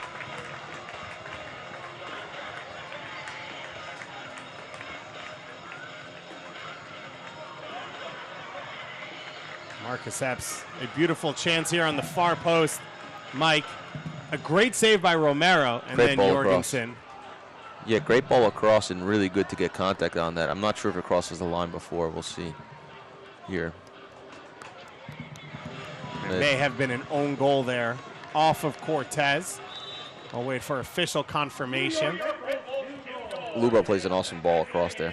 A really awesome ball. Creates a lot of danger, and then Epps does great to get contact on that and hit the target. And you can see why the New York Red Bulls believe that Luba can be a game breaker at the left back position. The question for a guy like that is, can he do the defensive work after being a 10 his whole career to make the offensive ability at left back reasonable with his defensive skills? Yeah, time will tell. If he's a quick learner, time will tell, and we'll see if he can keep up with the defensive responsibilities. But so far, in my eyes, he's done very well.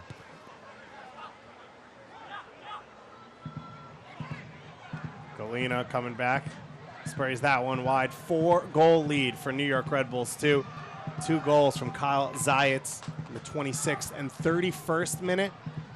As Lauro clears that one away under pressure. And then, as of now, 2 second-half goals from Matthias Jorgensen. Epps trying to put that one in the path of Esposito. Yeah, and they go back to what we were speaking about before about the academies. There's so many talented players that never really had a chance. I grew up playing in my soccer in Glen Cove, and there were so many good players that didn't have the opportunities, didn't have the money, didn't have the financial stature to get driven around and go to these tryouts and go to that club and this club. So this is giving really good players an opportunity to showcase their talent and to make something out of themselves, and it only means that they'll be better players in the U.S. and for the U.S. national team moving forward, and the quality of soccer in this country is going to be elevated from these academies. And you look at what the players in this Bethlehem Steel team have been through. A guy like Issa Rayan, you go and live at the YSC Academy, you train 2 or 3 times a day while your schooling is formed around your training, so it's not missing classes. You still get to keep up with things. Issa Rayan, of course, going to Duke, so clearly had some okay grades, right? You need okay grades to get into Duke. You You've got to be smart. I don't know how they let me in there, but you've got to be a smart guy for sure.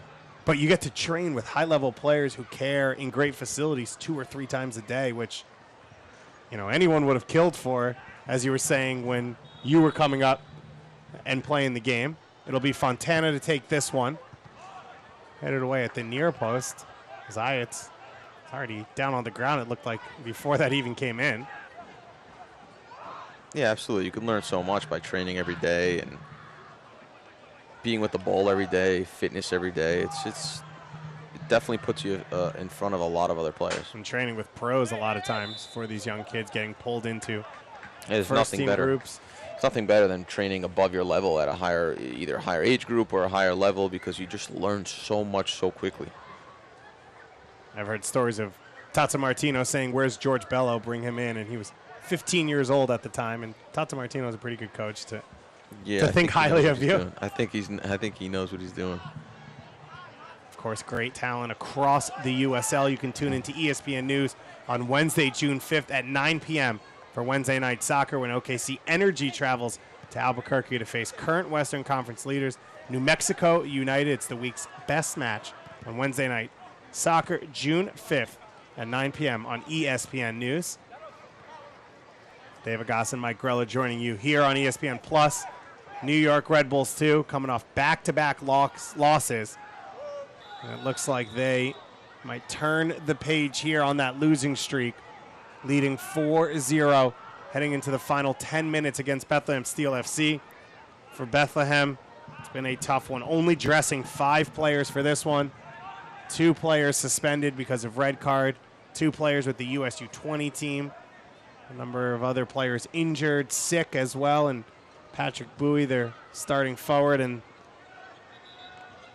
an injury 5 minutes into this game from Mike Pellegrino, their starting right center back, forced to sub, and then another one just 15 or so minutes later from Yomi Shintu. And it has been a struggle for Bethlehem. Yeah, they've had a difficult time of it. This is a hard place to come play. And Red Bulls have been fantastic tonight. We're getting official confirmation now. Matthias Jorgensen will not get credit for that last goal. It's an own goal off of Dante Huckabee, the man who came on for Pellegrino 5 minutes into this one. So Jorgensen, it was going in anyway. He just figured why not try and pad the stats if you can? It certainly was. You want a forward who wants goals, right? You want forwards who are selfish and who care about their stats and blah, blah, blah, because that's what they're paid to do. Absolutely, no question about it. And it's that close where they should have just gave it to him and just get him going. And you don't want anyone to ever really have an own goal, even though that was totally unfortunate. That one coming off Romero into Huckabee. Nothing he could do about it, but crossed the line before Jorgensen got a touch to it. Goes down as an own goal. Jorgensen now sitting on 4 for the season. New York Red Bulls 2 will head to Atlanta United 2 next week, June 7th, for that one. And Bethlehem will face off against Nashville in their next game. For Bethlehem Steel FC, an opportunity to rebound from this one quite soon. As Lemon now leads the attack. Quickly through for Epps. He's got Jorgensen making the run. Gets it into his path, and Jorgensen can't get it right.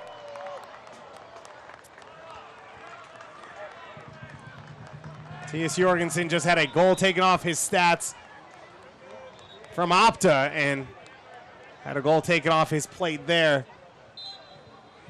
Just could not get his feet right. When you're confident, I don't know if his confidence is low. I haven't had the chance to speak with him, and I think he's a very good player. But I think sometimes when your confidence is sort of going up and down and not steady, and you got a lot of things going on in your head. You're in a new place, and you expect to be playing with Red Bull 1, and you're playing with Red Bull 2. I think you start to question the way you do things, and I think there he should have just clearly taken it with his right foot. He's certainly good enough. He knows that that's a goal for him, and he sort of gets stumbled upon his own feet and then takes it with his left foot, tries to go far post, and makes it a lot harder than it needed to be. So you Because I've heard from some coaches you want it to roll across your body and take it with the other foot. You'd prefer to try and strike that one early. I think, yeah, when you're running onto the angle that he had there, I think it becomes really difficult, just the angle of the ball and the angle of his run. Because he has to open up, and then you have to... You got to open up, and you can't really get any power on it. It's hard to direct it, too, and control it. So I think just hard with your right foot in the near post or the far post, that's certainly hitting the target there. And he had enough time to line it up, I think. Esposito upended there. But good bit of play. Really smart pass from Lemma down the wing to Epps. Epps, Red Bull 2 work on that all the time, that ball across the middle. Esposito taken out there by Topi. When you look at Lemma's game, where do you see him continuing positionally wise in his career, and do you see him fitting in at an MLS level? Certainly. I like him as a box-to-box midfielder. He's been really clean, technically sound. He runs a lot. He covers a lot of ground. Very similar to Stroud in some ways, that he's a very well-rounded player. Topi picks up the yellow card there. Second yellow card of the game for Bethlehem. Luba puts that cross into the supporters section behind the goal. A Rampage out to watch their team get back into the win column. Perfect way to start the weekend here. The New York Red Bulls too. Don't forget USL Championship action restarts tomorrow night, 7 p.m. 3 games as Hartford faces off against North Carolina. Indy 11 and Pittsburgh get their U.S. Open Cup rematch just 4 days later. And Louisville hosts Charleston Battery. Louisville, a big Open Cup draw. They will face off against FC Cincinnati.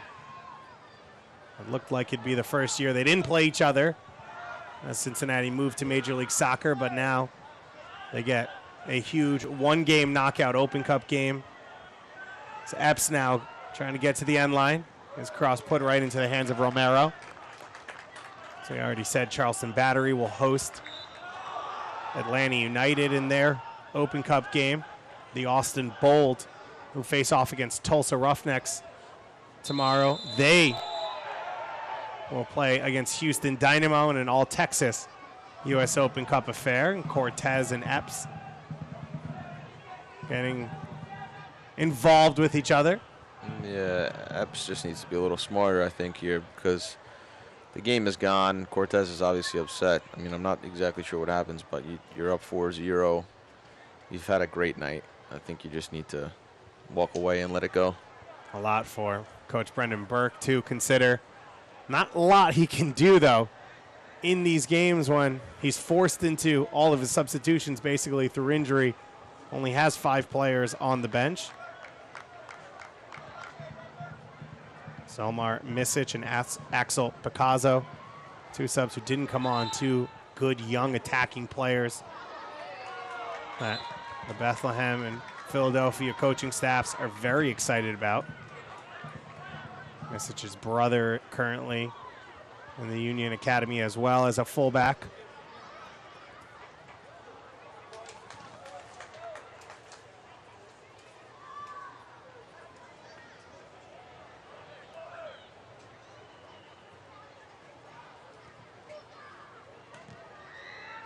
Cortez launches that one forward. Cortez, one of a few international players on loan with this team. Rayan tries to fight his way through there. Put all the way up to the feet of Jorgensen. Huckabee closing. And he's able to get a toe to that one. See John Wolenek there on the sideline.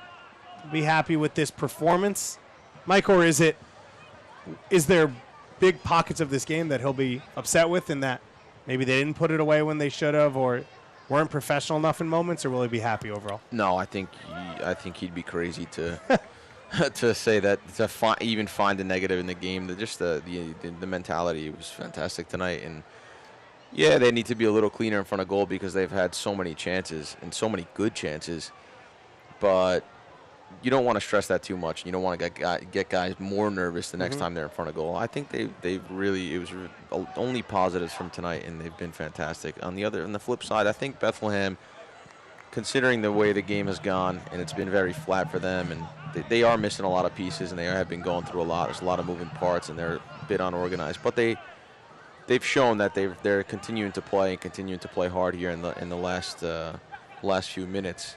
And they did have a few chances. Chance here for New York. Sal Esposito scoops it over the goalkeeper and can't find the back of the net.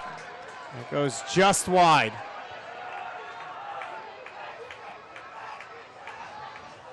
Yeah, that would be the definition of not having composure in front of the net. You know, he's a young kid and he gets excited there to score a goal and he goes to scoop him sort of with, I guess that's his stronger foot. But he had a little bit more time there to sort of, he could have been more efficient, I think, and found the far post and just passed it in the far post. Or waited a little bit longer and chipped him with the left foot. But with the right foot sliding at it like that, I'm not sure that was the right one. I mean, listen, it's difficult to decide in 2 seconds exactly what you're going to do and how you're going to do it. And you can tell there's so many moving parts. His eyes got big too. First he professional got really excited. soccer He got goal. really excited there and sort of lunged himself at it. If it had gone in, it would have been nice. I'm not sure. I'm not sure I would have still liked that sliding into the ball like that. It's just, it was not very pleasant to see. But he's been good since he's come on, and he's had energy. And he's, like I said before, if you're getting chances, getting yourself in the right spot, that's more important than, you know, it's just becomes scary when you're not getting chances at all. That's when you need to start questioning what's going on because your movement's wrong or your mentality's wrong or something's wrong. So he's gotten chances. He's been well. He was sharp last game. He's sharp tonight. Just needs to be a little more composed in front of goal. And again, not the easiest of chances. James Chambers lining this one up. Don't forget to check out OKC Energy versus New Mexico United, June 5th, Wednesday night at 9 p.m. on ESPN News. New Mexico United announcing today they'll play Cardiff City in a friendly, as will San Antonio, as the Welsh club comes over. A chance here for Bethlehem. Huckabee trying to get it in front of himself. Chambers now closing in on it. He gets the shot away, and it goes wide, and Laura holds his hand up to apologize for the mistake. Yeah, you want your keeper to come in and catch that. No question about it. Early punt up the field. Jorgensen was behind midfield, so he was in an onside position. That's a clear foul, by the way. Just in case anyone's wondering watching it. I'm not sure why the ref doesn't call it, but it's a clear foul on Jorgensen. And as we enter stoppage time in a 4-0 game, like Elton Garcia just trying to get this one done with rather than focus on that. And New York Red Bulls, too, did what they had to do. 2 first-half goals from a defensive midfielder and Kyle Zayats. His first 2 professional soccer goals. Matthias Jorgensen gets on the score sheet from the spot in the second half. And then an own goal in the end by Bethlehem makes it 4-0. But overall, a complete performance for New York Red Bulls, too.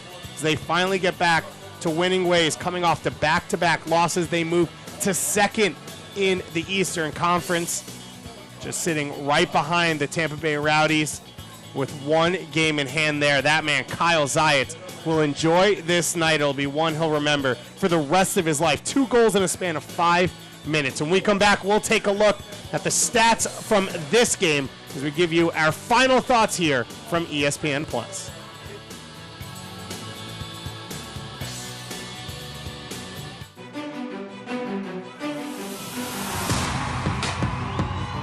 Lema gets it back. He will take a strike.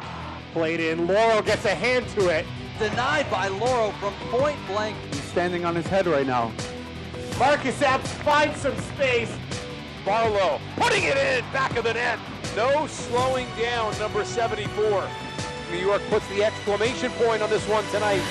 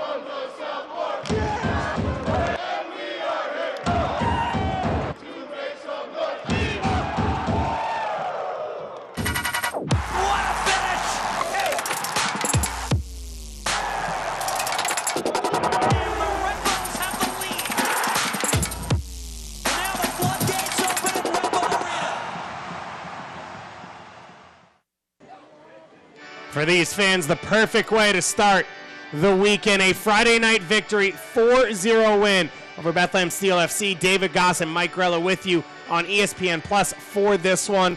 And Mike, you see the players going over to celebrate with the fans. What do you make of this performance for the home side? Coming off of 2 losses, really good response. Fantastic first half.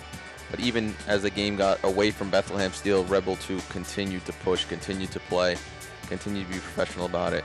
Very good performance from them. For a young team, professionalism has been so key. Fun to watch. Over the last few weeks, 22 shots for New York Red Bulls, 9 on goal to 6 shots for Bethlehem Steel, 61% possession for New York Red Bulls, It was a dominating performance on the stat sheet, on the scoreboard, and out on the field as New York Red Bulls move to second place in the Eastern Conference as we enter the month of June and the USL Championship really starts to get into its prime. Some great soccer coming up over this weekend on ESPN Plus. Thanks so much to all of you for joining us here this Friday night for this one, and make sure if you're in the area to come on out to the next one. Kyle Zayats, his first 2 professional soccer goals in a span of 5 minutes in the first half, and he secures a victory for his team. New York Red Bulls 4-0 over Bethlehem Steel FC.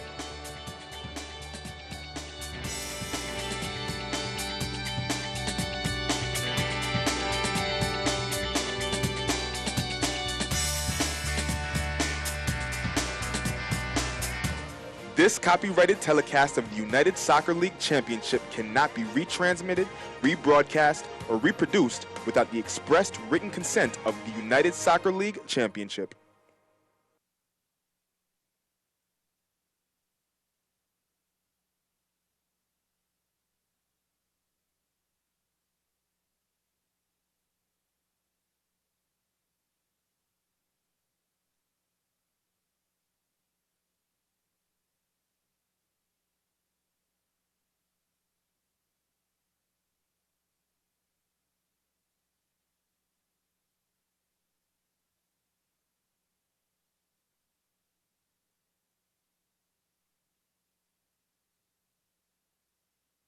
City in front.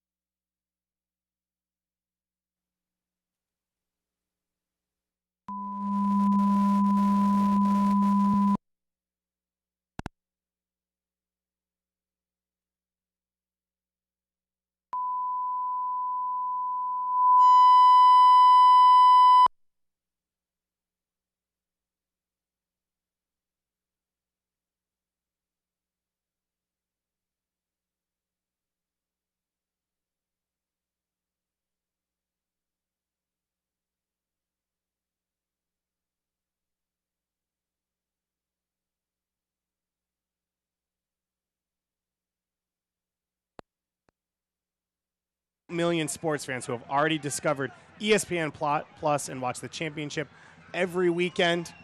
Epps here in the box, gets it to the feet of Stroud. Up to the top of the box. Zaya's shot, and it sneaks in the corner. Zaya with first career professional soccer goal, and he can hear a little too lead. That's sort of what we do there. Sort of me too. Gets a little back in the field. Defense just a little too soft, really laid back with the pass.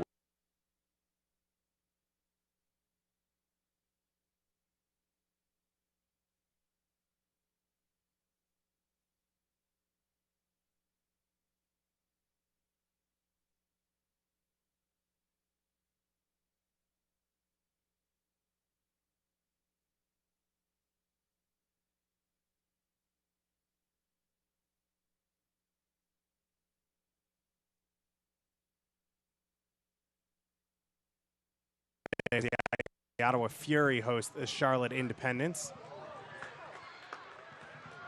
Buckmaster with some space into the feet of Stroud. Wide for Elney. Elney looking to get a shot away. When Zayas has to. Kyle Zayas, his first career soccer goal in the ice. Right on the turf, the ball's bouncing and really awkwardly and really. As the Ottawa Fury host here for